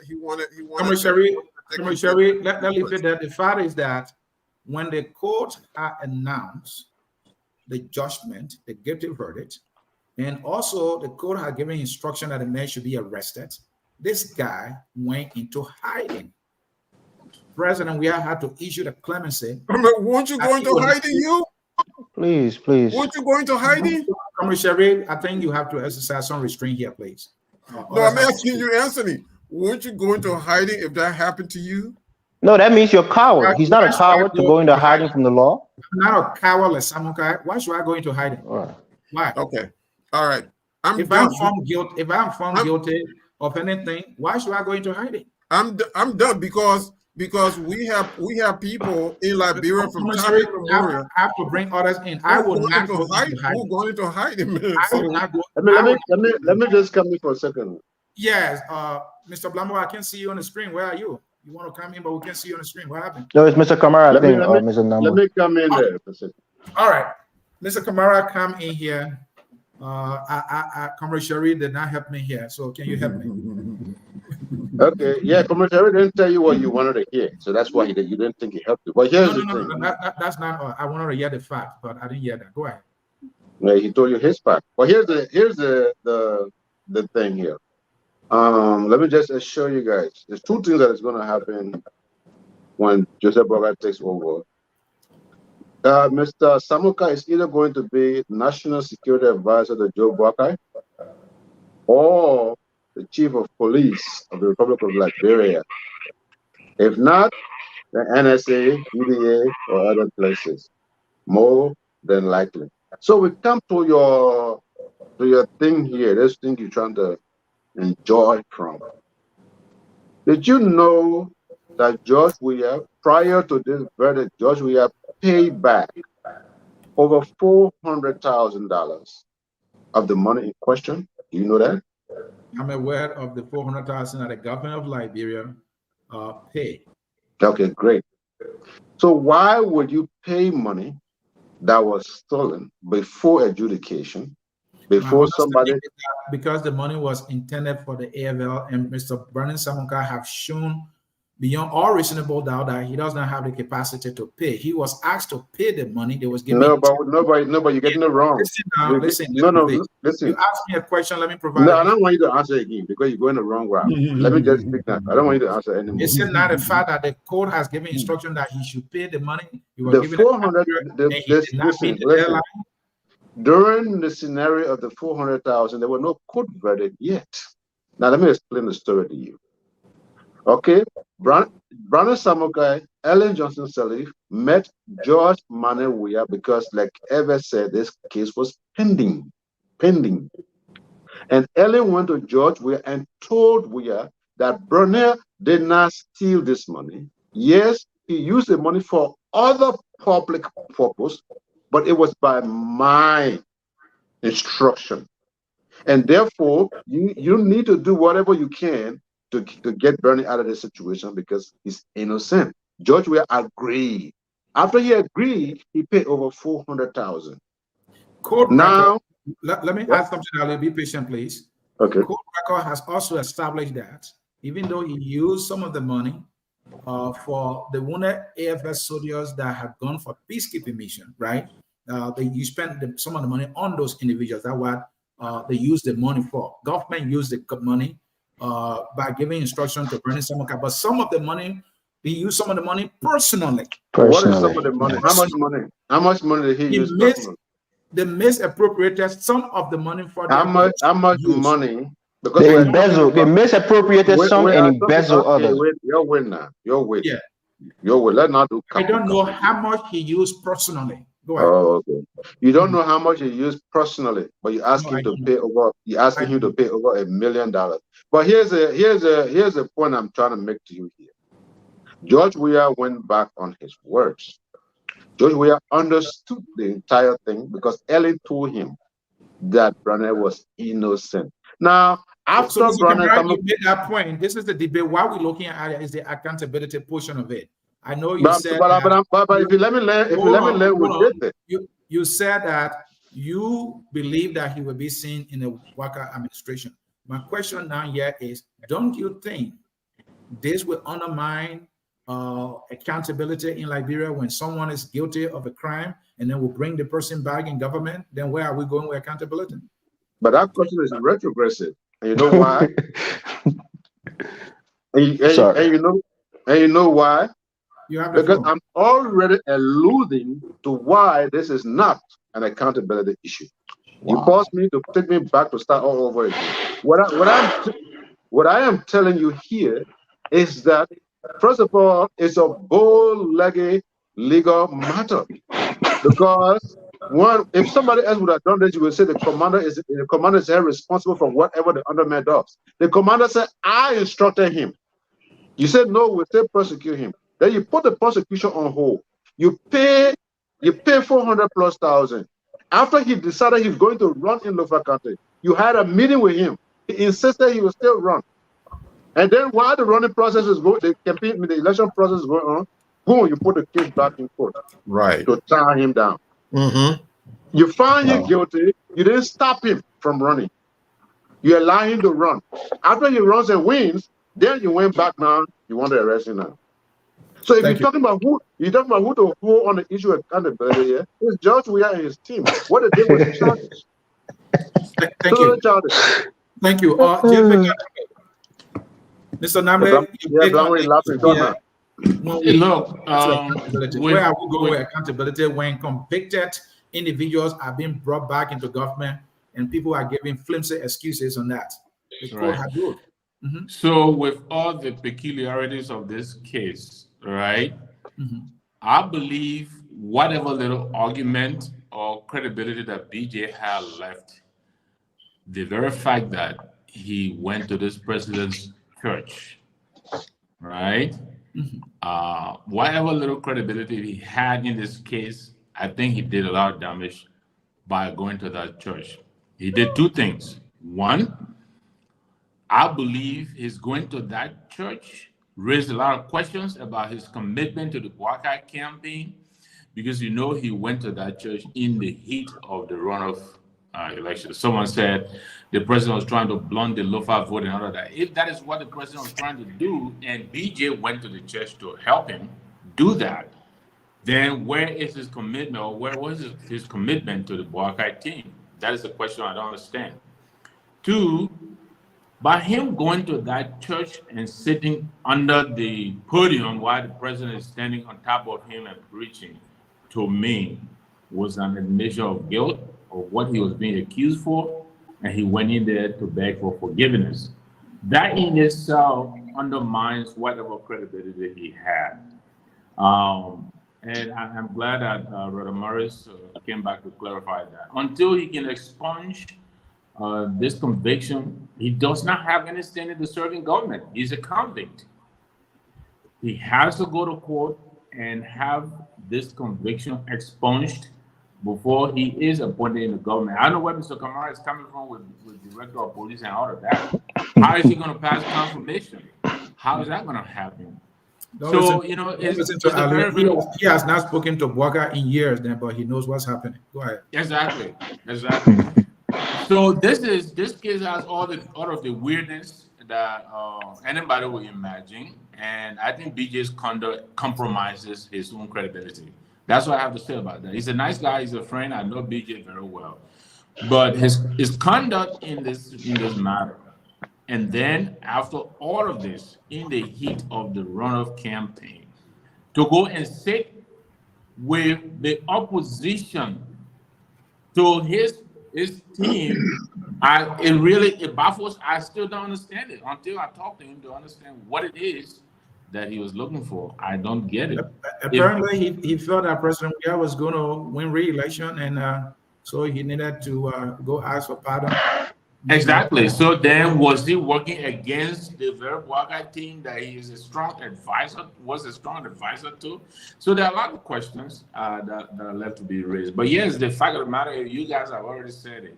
He was accused of misappropriating some of that money, not all of it, the 1.3 million or whatever it was. But yes, the majority of that money was misappropriated, and the court found that they had to make restitution, and he couldn't pay. And so the president had to intervene to make those retirees whole, because those people really needed their money. And so when the president made that payment, I don't think it was because of former President Shirley asking the president to do that. I think the president realized that those people really needed their pension money, and BJ could not come up with the money. So he had to come in to make those people whole. I think it was on that basis that he offered to make that payment. But as far as we are concerned, BJ is a convict. He cannot hold any position in government until he can go and have those charges expunged. That's something he has to do. So, Mr. Nambo, you agree that this clears the path for him to get it expunged, right? He does have the chance to do that. He does have an opportunity to do that. I mean, I'm not a lawyer, but I believe he does have he has a pathway to that. But he has to do it well. I don't even know what the Boakai team's attitude towards him is going to be, given the fact that he seemed to have crossed over in the heat of the moment to go and give fodder to the opposition to blunt out the local vote that the president elect badly depended on, because basically that's what it looked like, that he was going to endorse the president and the local vote should get behind President Weah. So Mr. Nambo, finally, before I come to Mr. Plamo here, even when he goes out to get this record completely removed from on him legally, right? Should he be nominated for any position? And when that happens, don't you think that will undermine the whole fight against corruption and us holding a torch for accountability? Don't you think it will undermine that or set a bad example? Okay, well, the expungement would definitely look at the facts of the case, right? I don't think they're just going to say, okay, your records have been struck off the books. I think the team will study, they will re-litigate the case in a sense and establish that he was not culpable. But if he was, I don't see how they will expunge that without him making restitution. So yes, the process is available to him, but it is not a turnkey process where he's just going to go and have them throw out the charges. I believe they will review the matter. He can claim political, politically motivated prosecution or whatever it is, and they will have to go into the matter and look in again and see that yes, maybe this guy did have a point that because he was a strong opponent going to win a seat in Lofa, he was politically persecuted, and therefore the conviction should be overturned. If that happens, I believe then he does have a chance to have the case expunged. But it's not just going to be, yes, I want my records cleared, and then the legal people, the judges go and say, yes, let's just throw it out. I don't think that's how it's going to go. Thank you. Mr. Plamo, your turn. Yeah. I believe that this is a classic case of selective enforcement. I always say Mr. Sherry is my man when it comes to politics. Mm-hmm. He did a good job to try to change the whole topic and create a whole new agenda. Even went on to the president's wife I mean, then he comes back and say, "Oh, it's all speculation." He speculated to the point that he knows that Samukai is now a sensible man, and they fool him and they set him up. But we are all here. We know what's going on, and we also have the right to speculate. Samukai is one of the more respected, well-learned political figure in Liberia. He is a relative of Joe Boakai. He bring assets to the administration. Joe Boakai will have him in the administration. The problem we have is whether the Senate will approve him, because our Senate is a radical Senate now. However, with enough lobbying, Samukai will go through. I do not believe that Bonnie Samukai didn't eat any of that money. I have relatives in the military. I know Samukai staff that were in the office with him. His hands is in the money, and he knows what's going on. Speculation. Yes, that's how you speculate. But no, conviction, Mr. Sheriff. He was convicted by the court. This is not speculation, brother. You may disagree. That's fine. Let me land. So the idea that when it comes to a sedition, who is not even convicted, he can't serve government, but Samukai can serve government. That flies is not logical. And the idea that even Samukai will apply to expunge his record, I don't think Samukai will do that, because that will create another political discussion. Samukai wants to go below the limelight as quick as possible and lobby his confirmation. Now to go start a court case to say they fooled me, and I don't think Samukai will go that far. The president has issued a presidential pardon. It's legal in the country. The record can be there, but all the rights that you that are taken away from you are restored. It's just a record that exists. Some guy is not going to go after that record because it's too long. If we are saying that people who are convicted or who, according to my brother, speculate that they ate millions of dollars, they all should be executed. They can't serve government. I don't see how we can excuse Vonnie Samukai. However, we cannot deprive the nation of good assets like Vonnie Samukai just because of our personal and political views. Samukai brings something to the table, and he will do well in Joe Boakai's government. That's my take. Can you come in 1 second? No, it's time for the Washington. Washington was the first to go in the company. Well, I don't know. I don't know whether we should be bringing somebody in government because he's going to do well. I mean, if that's the reason for why we're going to bring somebody into the government, then I think that's a wrong reason. We shouldn't be brought in government. We think they won't do well. But when they were given a responsibility, especially in the case of some guy, he proved that he's not the person who... We're getting an echo. Who can be... You get the echo from me? From somebody. Yeah, so I think that he's not the best person to come into government again. His track record shows that he's not a good candidate to come into government at least, because if Boakai starts bringing people in government who have been convicted of crime, it sends a bad signal, and I think that's something he should not do, because it's just gonna be a replica of what has always been happening, business as usual, and then he starts to lose the credibility. And for people like us, that would be a sign that he's not ready for business. All right. You wanted to come in, Evis? No, Ali, I wanted to come in. Okay, Ali. No, it was Mr. Kamara, yeah. Mr. Kamara? Yeah. So let me just double down on certain thing here that I said before. Brandon Samukai will be in the Joseph Boakai-led administration. If you don't believe it, you'll watch and see. Look, let me tell you something. I remember when we were living in Liberia during the tough days, where Brandon Samukai would then be brought to form the Black Berets to help the Senegalese to block Charles Taylor from taking Monrovia, which he did successfully, form and train the Black Berets.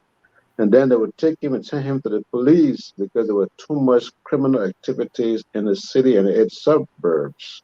And Brother Samukai would then form the RRU, the Rapid Response Unit. Monrovia was safer during wartime under Brother Samukai than it was under George Weah's 6 years administration. Who will allow a man like that to go to waste? It would be Doesn't change the fact that he's a criminal. Doesn't change the fact. Yeah, that's a fact. And it's not just a The man was father. Anthony, real quick, right? My name was invoked by Mr. Blamo. Anthony, please. Go ahead. Okay, so my name was invoked, right? So listen, No guys. speculation. So all of this is speculation, right? You know, they can't tell you right now how much of the money, and I want to thank Aliu for, you know, his exposition on this subject. How much of this money did Brownie Samukai misappropriate himself? They can't tell you. None of them can tell you how much of the money, especially after the boss came out and said, no, he did not. He did not use this for his own purpose. So George Weah still went after him. We've had a history in Liberia of court system that have served the autocrats. This court system is no different. In the 70s, in the mid 70s, you guys can go ahead and read about this. This is something I read about somewhere, and I heard it in the TRC testimonies. There was a young man who was killed by a Lebanese man for stealing candies in his store. That Lebanese man was acquitted by our court system. So y'all want to sit here and say the court system is a good system? And we in the 80s, we had the Liberian people who were tried. Mr. Blamo mentioned this. People were tried and killed by our legal system. You can call it a military tribunal or whatever, but that was the judicial system we had at the time, where people were not allowed full legal representation, and they were murdered. We've had systems, we have injustice in Liberia for a long time. So this is the reason why when I'm talking about these subjects, I'm very passionate about it. This is the reason why we have to approach these issues with logic. We can't come out here because Brownie Samukai is a Unity Party member to now smear his reputation without any facts. They can't tell you. They can't tell you anything. They just. Mr. Shea, please permit me. Jerry, thank you. It makes a drafty politician. Samukai, getting feedback, so maybe if you're not speaking, you mute yourself. I don't know why. Samukai to have gone to Weah's church and sit under the pastoralship of President Weah.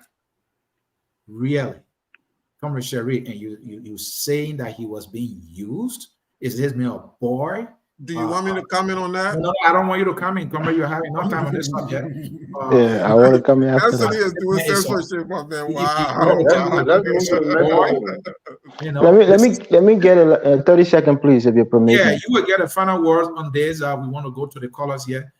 I don't believe that. The man knew what he did, and so he went begging in Weah's church. I don't know what that is for church. That one I just feeling how you feel. That's all right. But every Morris, you have the final word. I give you 1 minute. Thank you. Yeah.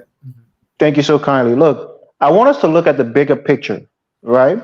And this encompasses Joseph Boakai's decision making and his inner circle.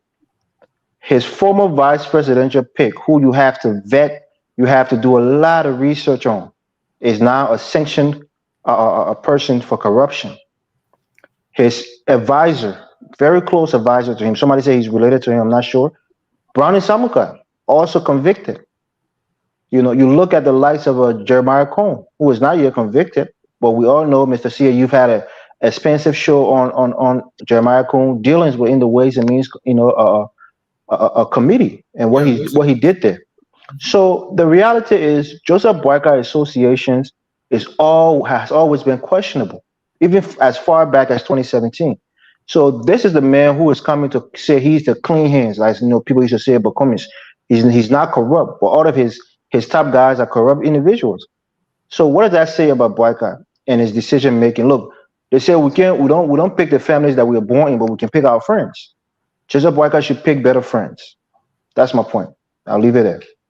Thank you. And gentlemen, our final issue before we go to the callers, President Weah is calling the Liberian diplomat who cast the vote against a humanitarian ceasefire in Gaza a wicked person, and that the government has sent instruction for them to vote for the humanitarian ceasefire. According to President Weah, he had then communicated to the Israeli Prime Minister Benjamin Netanyahu. And Commissioner, has a guy been Prime Minister for life? Oh yeah, it's been forever. Wow. Yeah, off and So he on. was voted out. He just recently got re-voted. He's been prime minister for 16 years, non-consecutive. Wow, because I've been hearing the guy like forever. And Yeah. So the point is, President Weah has said he communicated with Benjamin Netanyahu that Liberia will be voting for the humanitarian ceasefire. And then he went on to say, but somebody disobeyed the instruction that was sent to the foreign mission that at the United Nations, and the person voted against the ceasefire, and President Weah said that person is a wicked person. But then once Sarah Fania, I believe, who is the permanent representative of Liberia to the United Nations, if I'm not mistaken, guys, any of you can correct me on that, I didn't have time to look into that, said, no, President Weah should not tarnish our reputation. This is an instruction that we got from the Ministry of Foreign Affairs, that we should vote against the humanitarian ceasefire. What is going on here? And guys, I will give you a minute each on this because we have talked about this. We don't want to take too long and have the callers waiting. Comrade Sharif, this is your stuff, man. What's going on here? We are being weird again, or he's telling the truth this time? No, so there's confusion in the government.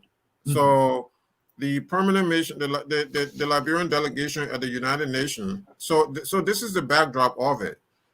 With the war going on in the Middle East, in Gaza specifically, the United Nations voted in a non-binding resolution. So these resolutions really, they are non-binding. So Israel doesn't have to respect them as they have been. You know, up to now, we've heard that they've murdered up to 20,000 Palestinians. So these non-binding resolutions, from time to time, the United Nations, you know, they will get together and vote on them. So they vote on the resolution calling for a ceasefire. 153 countries voted in favor, and only 10 countries voted against. 35 other countries, you know, abstained. They didn't have the guts to say yea or nay. But interestingly, Liberia and the United States were 2 of the 10 countries that voted against the resolution. So when that happened, and it came at a time that George Weah had traveled out of the country, you know, you all remember he went to Abuja and he got this standing applause and whatnot.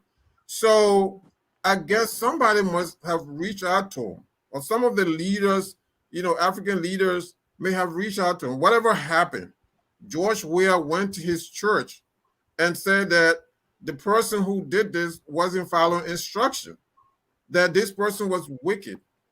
But keep in mind, this was the same George Weah who said he fired Louis Brown because Louis Brown wasn't following instruction. He did not vote with the United States. So this is really contradictory.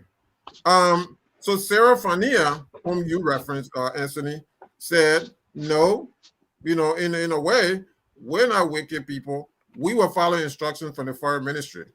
And so she specifically mentioned that she got in touch with them and they gave the approval. So if the foreign minister gave the approval, the question is, where did the foreign minister got his approval? So instead of lambasting the delegation, George Weah should be telling us what happened between him and the foreign minister. The foreign minister has not come out to say anything. I guess he's not going to say anything. This is what you get when you have shady characters running the country. The foreign minister is very shady. How many times he's had a press conference? How many times he has talked to the Liberian people? This is what we get. It's so embarrassing. It's embarrassing for a nation. It's embarrassing for the president not to know, or claim not to know, what's going on with his delegation at the United Nations. It's an embarrassment, and they should be embarrassed, and the Liberian people should be outraged that this is going on the biggest international stage. Thank you. Fellow Washington.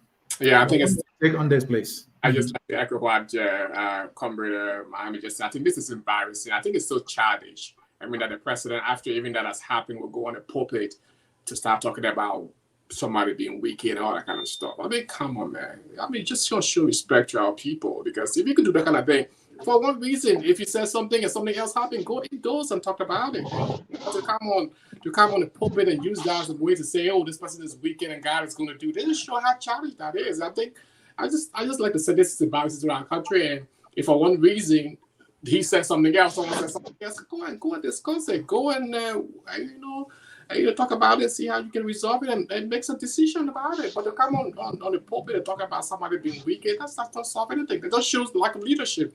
So for me, I mean, it just made me shame when I heard that whole thing. So I'm glad that he's going and we can have people who understands that diplomacy. So yeah, for me, I think it was just embarrassing. Thank you. And Mr. Blamo, you think President Weah did not show leadership on there because he commended himself for showing leadership when it happened to Louis Brown. Louis Brown didn't follow instruction according to him, and so he had to fire him. Somebody did not follow instruction this time. He crying like a child and going in a church and calling the person wicked. God will punish him when he has the power to have the person removed. And sir, I will forgive you for talking about the president like that. But I don't want your forgiveness.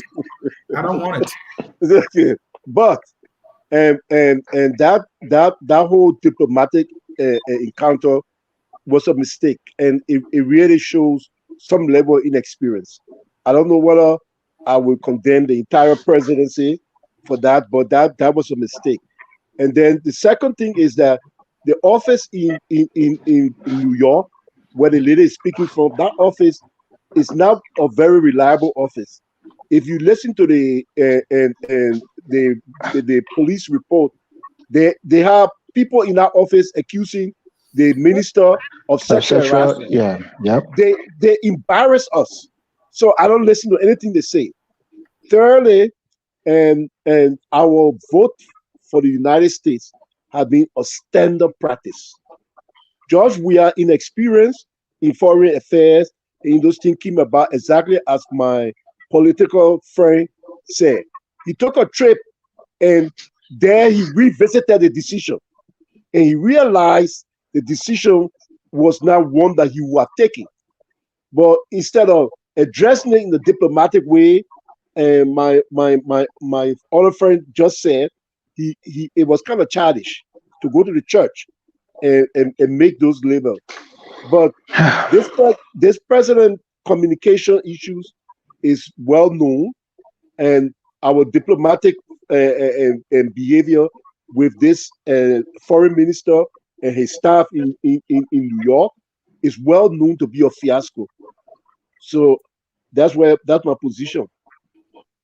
Alio, yes, sir. if you were President-elect Boakai, will he take presidential action right away, given that instruction not being followed, assuming President Weah is telling the truth that instruction was not followed here? First of all, I pray that the Spirit of the Almighty Allah console the victims of Gaza and the Palestinian people for such a brutal, genocide that the world stand by and watch Egypt impose upon these people. An eye for an eye, I guess, is the Moses law, but this one has gone beyond an eye for an eye. 1,200 people versus 20,000 people, and the prime minister has vowed that he's not stopping. It doesn't matter who speaks or who says what. Yet we have police of the world, we have other people of the world who are responsible to bring peace and to protect the vulnerable. The word is a hypocritical word today, and it's dangerous to live in. But to answer your question, listen, George Weah, he's in very serious trouble in times. And I'm beginning to pity the brother. I just say, may he have some calm I hope he has enough. I hope he gets enough rest and get prepared for the future ahead of him. Doesn't look good. It looks like he's shivering. Looks like he's scared. But I say it shall all be well. Thank you for that. What you may call it, Anthony. Let's go to the callers as far as I'm concerned. All right, Eves, you get a final word on this again. Stop starting to censure me, Mr. Kamara. Look, I'm disappointed. I'm disappointed in the president. I think the way he handled this is kind of flip-floppy. He made a clear foreign policy stance, which is we vote with the United States. He made that proclamation in his church. You have to, like Mr. Blunder said, you have to understand foreign policies to understand why voting with the United States may not always be the right thing. We understand our historic relationship with Israel. I think as a nation, we stand with Israel. We know that Hamas have been a terrorist group who attacked Israel and was on, it was a attack that killed a lot of innocent civilians. And Israel retaliated with the force that they have. And so since Gaza is so congested, a lot of people die collaterally. We're not condoning it, but the president should stand by his vote. If you're going to vote with Israel based on whatever reason, your diplomatic ties, your religious, affiliation, there's a lot of, quote unquote, Muslims or people from Islam who are supporting the Palestinians. They said that they should wipe Israel off the map, Iran, all kind of rhetoric has been formed. So there's two sides of the divide. Those of us who are Christians and those who are Jewish, they stand with Israel. Other people who are of a different faith, they stand with the Palestinians because it's a divisive issue. President Weah said that his foreign policy is to vote for the United States. So if your foreign minister goes by the foreign policy that you espouse and give the green light that vote with the United States no matter what, because that's what the president's foreign policy is, then you can't hold those people accountable because that's the direction that you send him in. And more than likely, he probably wasn't there to actually give the final green light. So the foreign minister acted in the president's stead and gave the green light because he thought that's what the president would have wanted. Perhaps, I'm not sure, but I'm disappointed in the way he handled it. I think he should have been more presidential in how he handled it through maybe writing and corresponding with the people in Washington rather than talking about it in his church. But I think we should go to the caller. Great show overall. Thank you for having me again. So you're saying that 1,400, 20,000 lives don't matter? If you 5'2", you don't go try to bully a man at 7 foot tall, because he's gonna pummel you into the ground. If you don't have the military force to fight Israel, don't pick force with them. You don't have the military fight. I'm giving you an analogy. If you don't have the military fight, don't pick force. It's an analogy. You don't pick a fight. At Focus on Liberia, we discuss everything Liberia, from education to politics, arts and culture, entertainment, agriculture, history, religion, family, and technology. Focus on Liberia uncovers and showcases the best of Liberia and shows the world the truth about Liberia. We educate, elevate, and promote all things Liberia. We conduct interviews, panel discussions, debates, and more. Tune in to Focus on Liberia on Facebook and YouTube and be a part of the stories that make up the news. This is Focus on Liberia, and I am Dennis Jack. We are back with you. We will go to the phone lines. They were 10-1. We were talking about them being the #1. Please mute yourself if you are not speaking. I'm getting a lot of feedback. Please, everybody, can you please mute yourself? Thank you there. Our first caller here is Flomo Livingstone. You are live. You have a minute, sir. Yeah, thank you, Mr. C. Great show today. Yeah, I'm just going to speak on future. The president-elect interview with the VOA. I think it's one of the great interviews.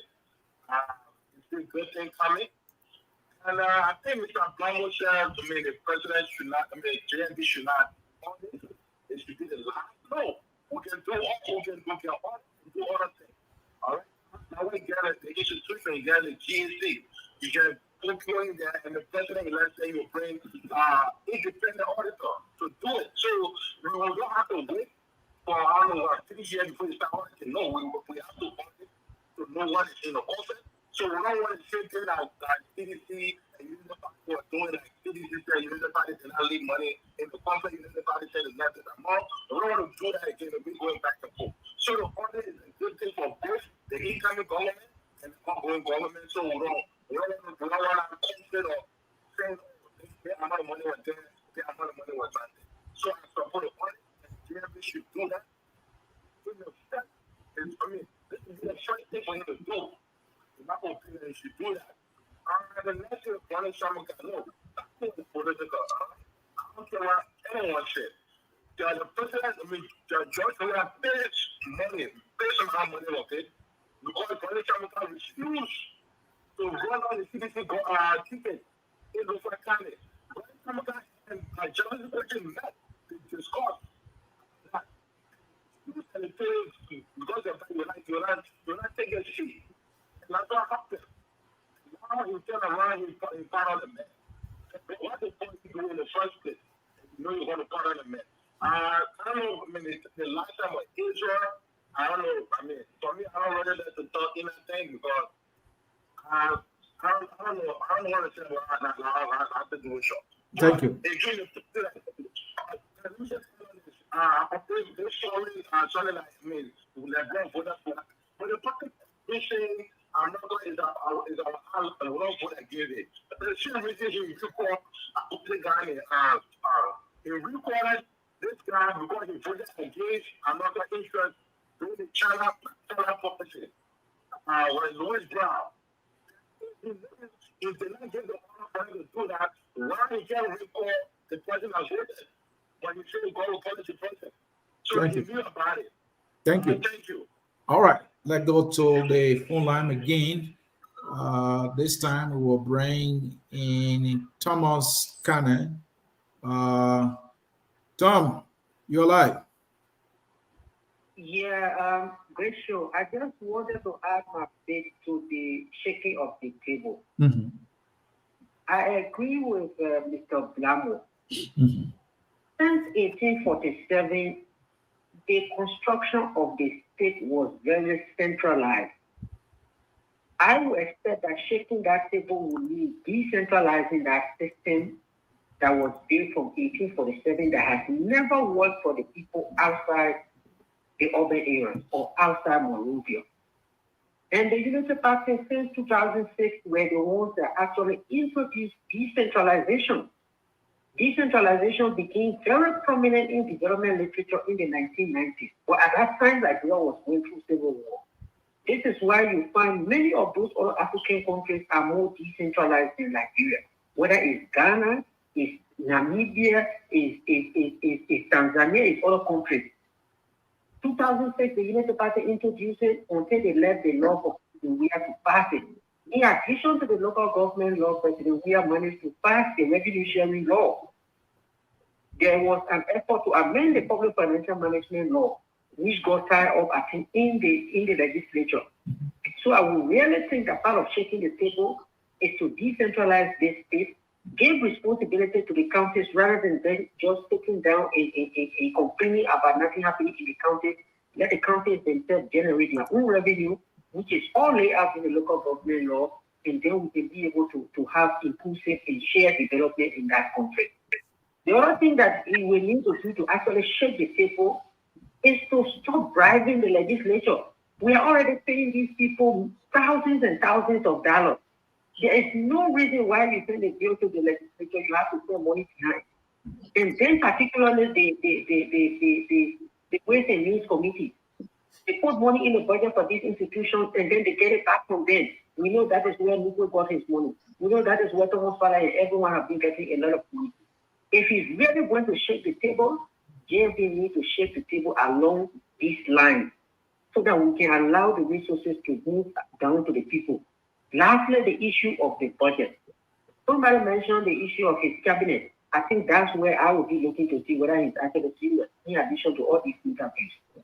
The cabinet that he's going to put in place is his first budget that he will develop.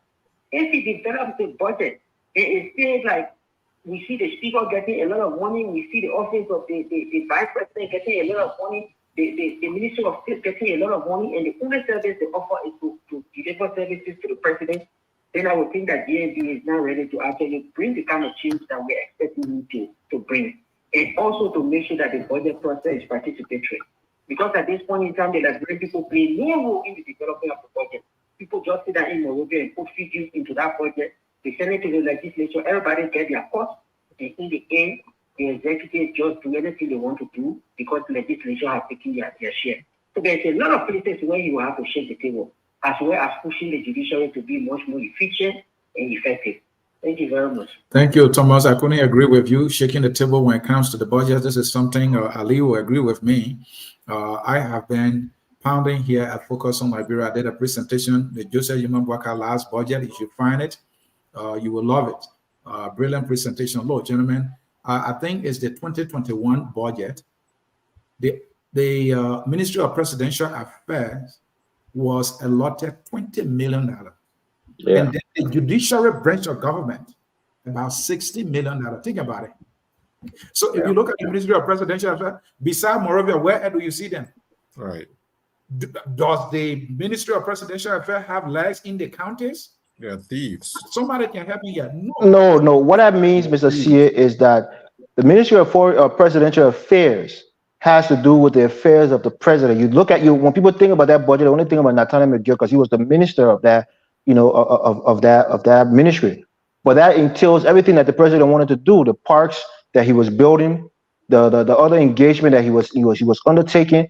Those are all of the things that the president wants to do. His pet projects, all of those things require money. It's not just for one minister, for just one ministry. It entails all of the things that the president wanted to do. His travels, to the counties, his development in the counties, that was included in that budget. It wasn't just for Nathaniel McGill. Anthony, 20 million is too much for that, because the president does not need to travel that much. Why do you have the Ministry of Public Works if you're going to do the projects yourself? It's ridiculous. This is a way of stealing the Liberian people money. That's how he stole all the money. Now people are talking about the country is broke again because this guy has stolen everything. Thank you, comrade. I'd agree with you. We have the Minister of Public Works. Why they can't put the money in public works and be able to all of them if they don't do the work. But Anthony, not putting you off. They have budget for the presidential project, and they also have budget for the executive mansions. I don't know what he's talking about. The Internal Affairs Ministry has its own everything, all runnings. So I don't know. Well, where did the money come from to build that park, the invisible park in the PHP? But they say your class. Let me go back to my colors, gentlemen. Let me go back to my colors here. The next person here is Ojuku. Ojuku, you are live. Go ahead.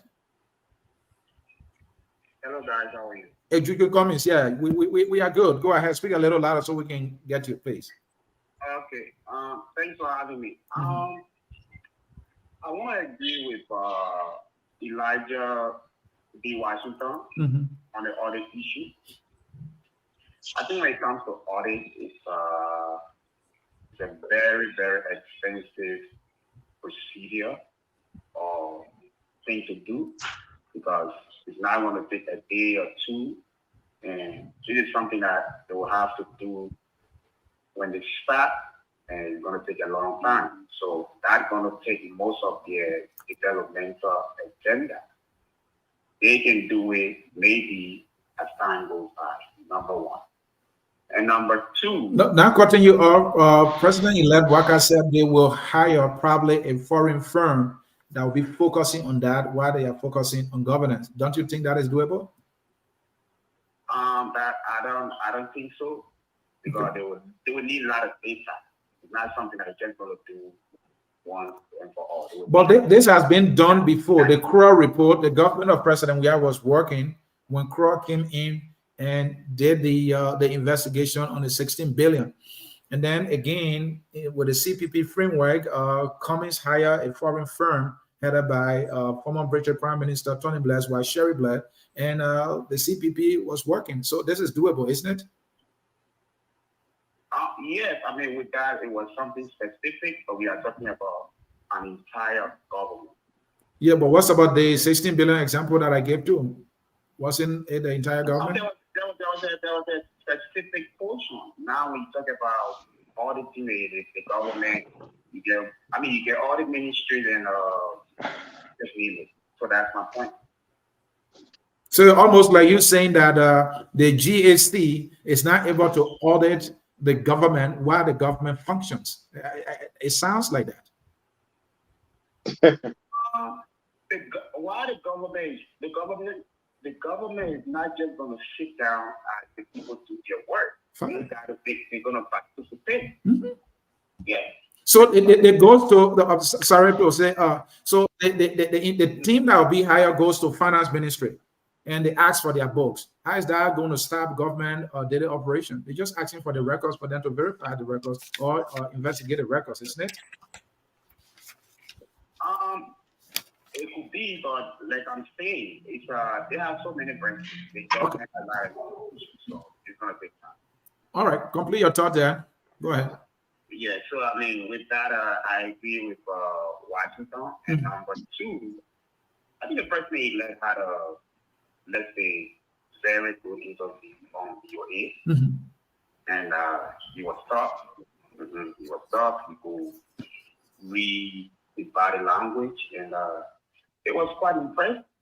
I mean, let's say impressive, but the 100 days where cars would not be stuck in mud, I think that was unrealistic. And trust me, he's going to be held by that because 3 months from his inauguration, you're going to see people stuck in the mud on Grand Gita Road, taking pictures and then calling him names and even, I mean, insulting him. But don't you think this president-elect is being strategic here?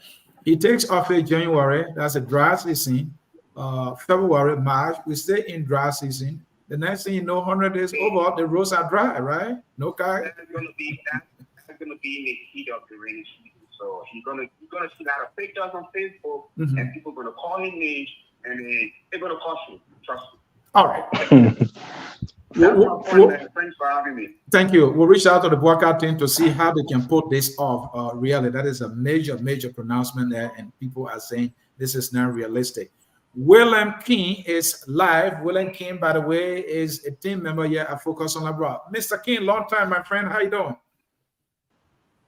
Doing fine, Mr. Tia. Good evening also to all of our panelists. I always enjoy listening to everyone speak. Mr. Azu Kamara, you're so smooth over there. You never let anything ruffle you, and it's just a good example. What I wanted to say is that I think most of the people that he's going to nominate or elect to run certain things in his government, some of them are going to have some controversy. And I think as he looks to move forward, right, some of them is not going to be squeaky clean because I think in Liberia we're just limited. But I think definitely I like this show and how we bring up all of the different candidates and their pros and cons. The only thing I just wanted to say was that you mentioned something about the Christian. If you're Christian, you're supposed to Jewish people. If you are Muslim, you're supposed to Palestinian. I just want to say that I think it was a general statement, but for people listening to us, I think it's important to clarify that that is not true. That as Christians, we are against this kind of brutality that is taking place, and we just look at it as it's just something that we cannot stand by, and we also look to pray for peace and that this thing stops, and so that they can come to some kind of peaceful agreement. But other than that, thank you, Anthony. I'll use that my time. Thank you, gentlemen. Thank you. Let me. Thomas, I see that you came back in. Anything else that you want to share? There's this government failure under President Weah, and people still continue to justify it. President Weah thought is that anything that happens in the government, he himself will have to do it. This is why everything in his government became Weah project. We have, like Mohammed was saying, we have the Ministry of Public Works. We have the Liberia Agency for Community Empowerment, which is BA, which was established to implement government projects, smaller projects like town hall, market buildings, and all of that. If the president had the county tour And people reached out to him for many of these projects, and he wanted to implement those projects, put the money in the budget, send it to Liz, and Liz will implement it. He didn't have to go to the Ministry of State budget. I'm hearing this justification, okay, the 20 million was not for Nathaniel Maggie, it was for all of the projects that the president implemented. The sports park that he's building, why didn't he build them through the Ministry of Youth and Sport? That is their responsibility. No, President Weah will amount all of the money, put it in the Ministry of State budget, and he himself will implement the projects they call them President Weah projects, which is wrong. If President Boakai does that, we have to say it's wrong. And this is one thing they did. The Ministry of Finance took over the role of the Governance Commission. They just did not govern the way the government is structured, which is really, really wrong. I just wanted to come back and point to this issue. Thank you. Even COVID time, the COVID thing was Weah project. The entire government to fight COVID, it was Weah's project. His name was on bucket. Yeah, man, that brother is something else, and I don't have my feeling that. Gentlemen, I think we have an excellent discussion or debate here. Because of time, we'll go around the room. We've gone 2 hours, 20 minutes, and I will solicit Ali a minute closing from each of you. Jeff Victor Nambet, brother, you want to go first? Yes, thank you very much for that courtesy, because my internet is very unstable. Look, I'm very happy that I was able to join you guys. Obviously, I'm not at my usual location, but I enjoyed the show. I missed a lot of it, but a little bit that I thought I just wanted to quickly go over. I listened to Thomas call in, and also I think Mr. Sherry and Mr. Kamara talking about this vice. Yeah, his internet is not stable. It's not I thank God for that.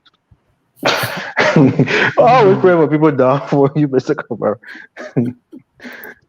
All right, Mr. Nambet, let's leave it there. Thank you for all the efforts staying on and contributing. Ali, you want to get a last word because your guy is coming to the presidency, right? So I'll keep you so you can sing your next song. Mr. Blambo, your final word. You have 1 minute because of time, sir. Yes, good governance is a process. And I think the citizens should know this and realize it's all a process. The election is over. Now it's time to govern. And good governance requires transparency, consensus-oriented, equitable, inclusive, responsiveness to the people, accountability, and following the rule of law. The Joe Boakai will be judged on how he managed the public institutions and conduct public affairs and the resources while guaranteeing the human rights. Joe Boakai has to empower the people.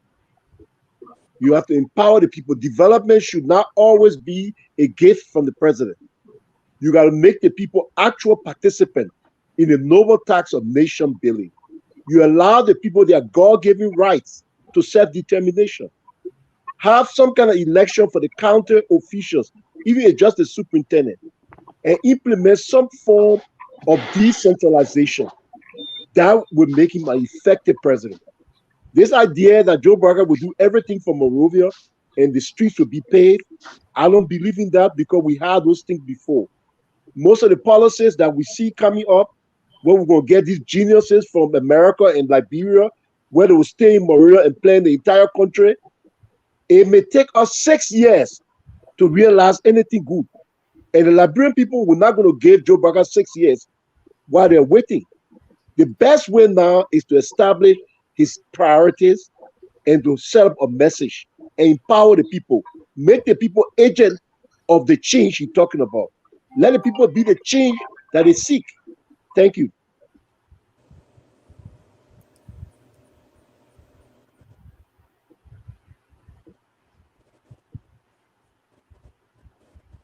The message, thank you. Mute it. Yeah, Father Washington, you can go. Your closing, please. Mrs. Sia, thanks for having me on the show, and thanks to my brothers who also shared this platform. I think it's been an excellent exchange, and I'm glad that we had the time to contribute to something positive for our country. As I close, I'd just like to say that, Mr. President-elect, if you're listening, please, I'm begging you, select people not just based on what Liberian people call competence and qualified people based on some paper they get from somewhere. When you make your selection, look for qualified, competent people who have a great track record, people who can refer to the track record and say, I know this guy is a good guy, he can do the best thing. Because I've seen a situation in my country where people were called to be qualified people and they were sent to the GSC, and they same GSC guys with Mr. Sherry, this talk about cleaning the payroll, and and I remember some time ago they sent these GSC guys. There were a lot of teachers on the payroll there were a lot of ghost names on the payroll, and they sent the GSC guys to go and make sure they clean up the check payroll. When they got to the counties, the people who had taken the checks to go and pay, they will come and say, we know that these are ghost names on the payroll, but we can share it. You give our share, we give your share. It's the same thing. And the police officer still becomes the one who's supposed to police, now becomes the one to connive with the people who is supposed to police. Hey, I just pray that he get credible people, ethical people who, when they get there, I don't have to go into one ministry and then I have to I want to get a driver license some time ago, and the guy who was issued a driver license had all the license in his pocket. You come to him and he takes it from his pocket and he writes your name on it and gives it to you. That's not what we want. If you want to get credible people, get people who are credible, who are ethical, who will do the right thing. And thanks again for having me on the show. Commissioner. Yeah, so Father Washington, thanks for that. Look, that's what we need. There was a time that teachers used to receive their pay on time. So paymaster will go there in the villages. Paymaster will go and to the school building and say, hey, sign here, sign there. This is your pay. Not anymore. When the indigenous people came in to save their country, they cut that out. So what ended up happening was the people have to take their check. They have to, they have to leave classes and go to the Lebanese store to cash their check. And then these stores will give them a bar of soap, salt, things that they don't need, tobacco, stuff like that, ridiculous stuff, and take half of their check away from them while the kids are sitting in those villages, with no teachers. So, if we get back to a system, you go back to those ghost names, and it's not just in the education system. It's in a lot of other systems as well. So if you go back to a system where you're cleaning up, people talk about the wage bill. If you scrutinize that, there will be several millions coming out of that. Then you can look at other sectors. Jay Blamo talked about, some sort of decentralization. I agree with that as well. And one of the things is you can decentralize the resources. The part that I agree on is, the resources, so that, the Putu Mountain is benefiting the people of Putu, or that county in which the Putu Mountain is located, or in Nimba County, so that they're benefiting from the ores and different things that are coming out of these counties. But that's not the case. Everything is being centralized. The resources are being centralized, and that's, a problem that's going to be tackled. And then lastly, I just want to say that when we come on these forums, FOL should do a good job of getting people on here, because we are very serious people.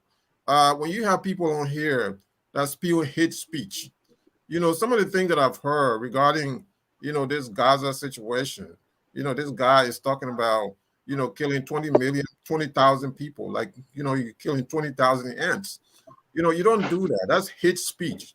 I don't think you should really be on here, but this is a decision that FOL has to reckon with. You either want some of us on here, or you want someone like this. So it's a decision that FOL can make. That's not something I can make, but good show, Anthony, and thank you. Wow. Thank you, Comrade Sharif. This is a debate, and we are yet to debate the issues. So let the debate go on. Right, the debate is different from a hate speech. Well, cry more, Sharif. Cry more. Let's keep that in mind. Mr. Morris, your turn. Your 1 minute closing, please. Thank you, Mr. Syed. For people who haven't read the Quran said that the land of Israel was given to the descendant of Jacob. So that land is for Israel. Their own book say so. In the Quran, right? The people, if you are a Christian and you live in a Muslim dominated country, you have to pay what they call the jizya, which is a tax for them not to kill you for being a Christian or a Jew. So the hate comes from the Quran. It's a very hateful book against Christians and Jews. They call us najis, dirty, filthy. They call us, mushrikin. They call us all kinds of names. They cuss us. Anthony, do you really But want when this? they, This is a please, very it's my 1 minute. You say your part. It's my 1 minute. Most people don't know these things.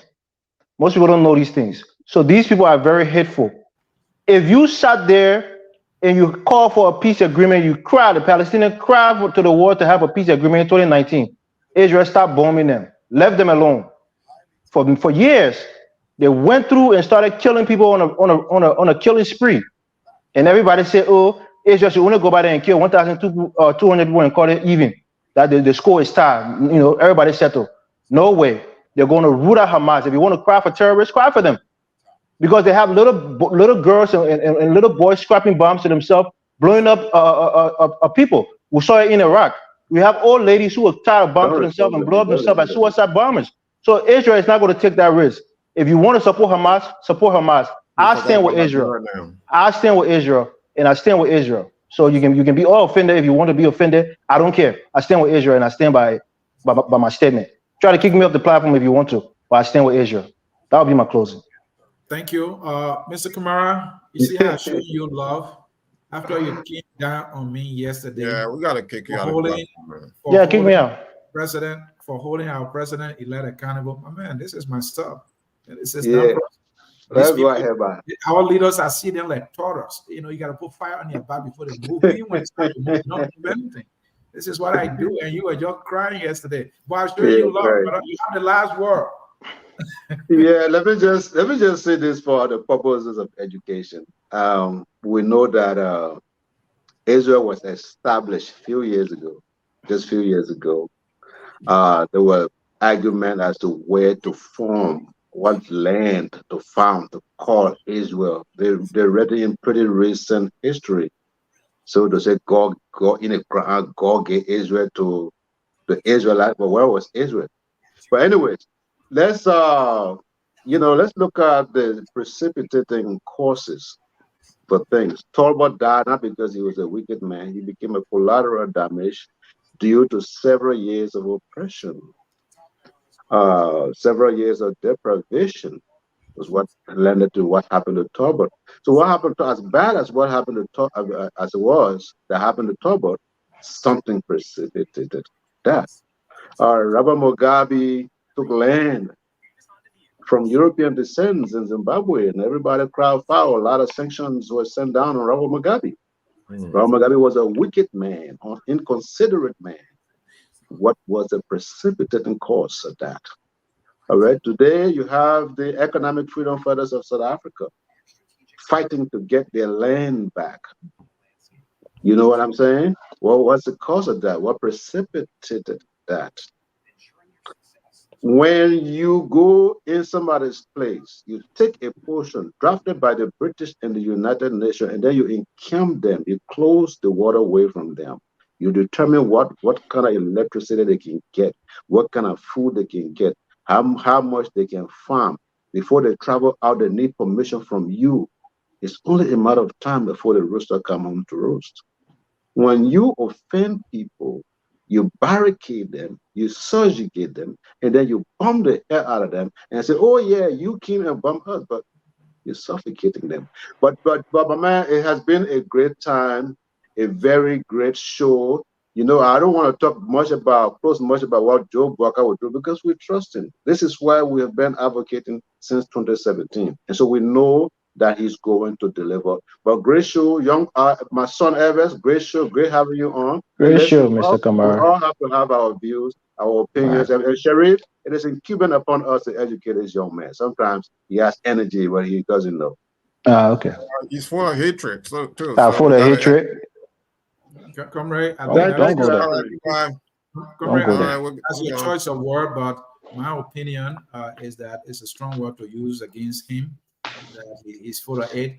Folks, we want to say thank you for staying with us here at Focus on Liberia. For those who listen and those who listen, never, ever, ever hesitate to share the broadcast with somebody. Yeah, Focus on Liberia. We are about educating, elevating, and promoting all things our dear country, Liberia. That said, the song that says we are all Liberians closes the broadcast right now. Tomorrow we are having a major show here. The Gloria Mususka case and the Brandon Samukai pardon.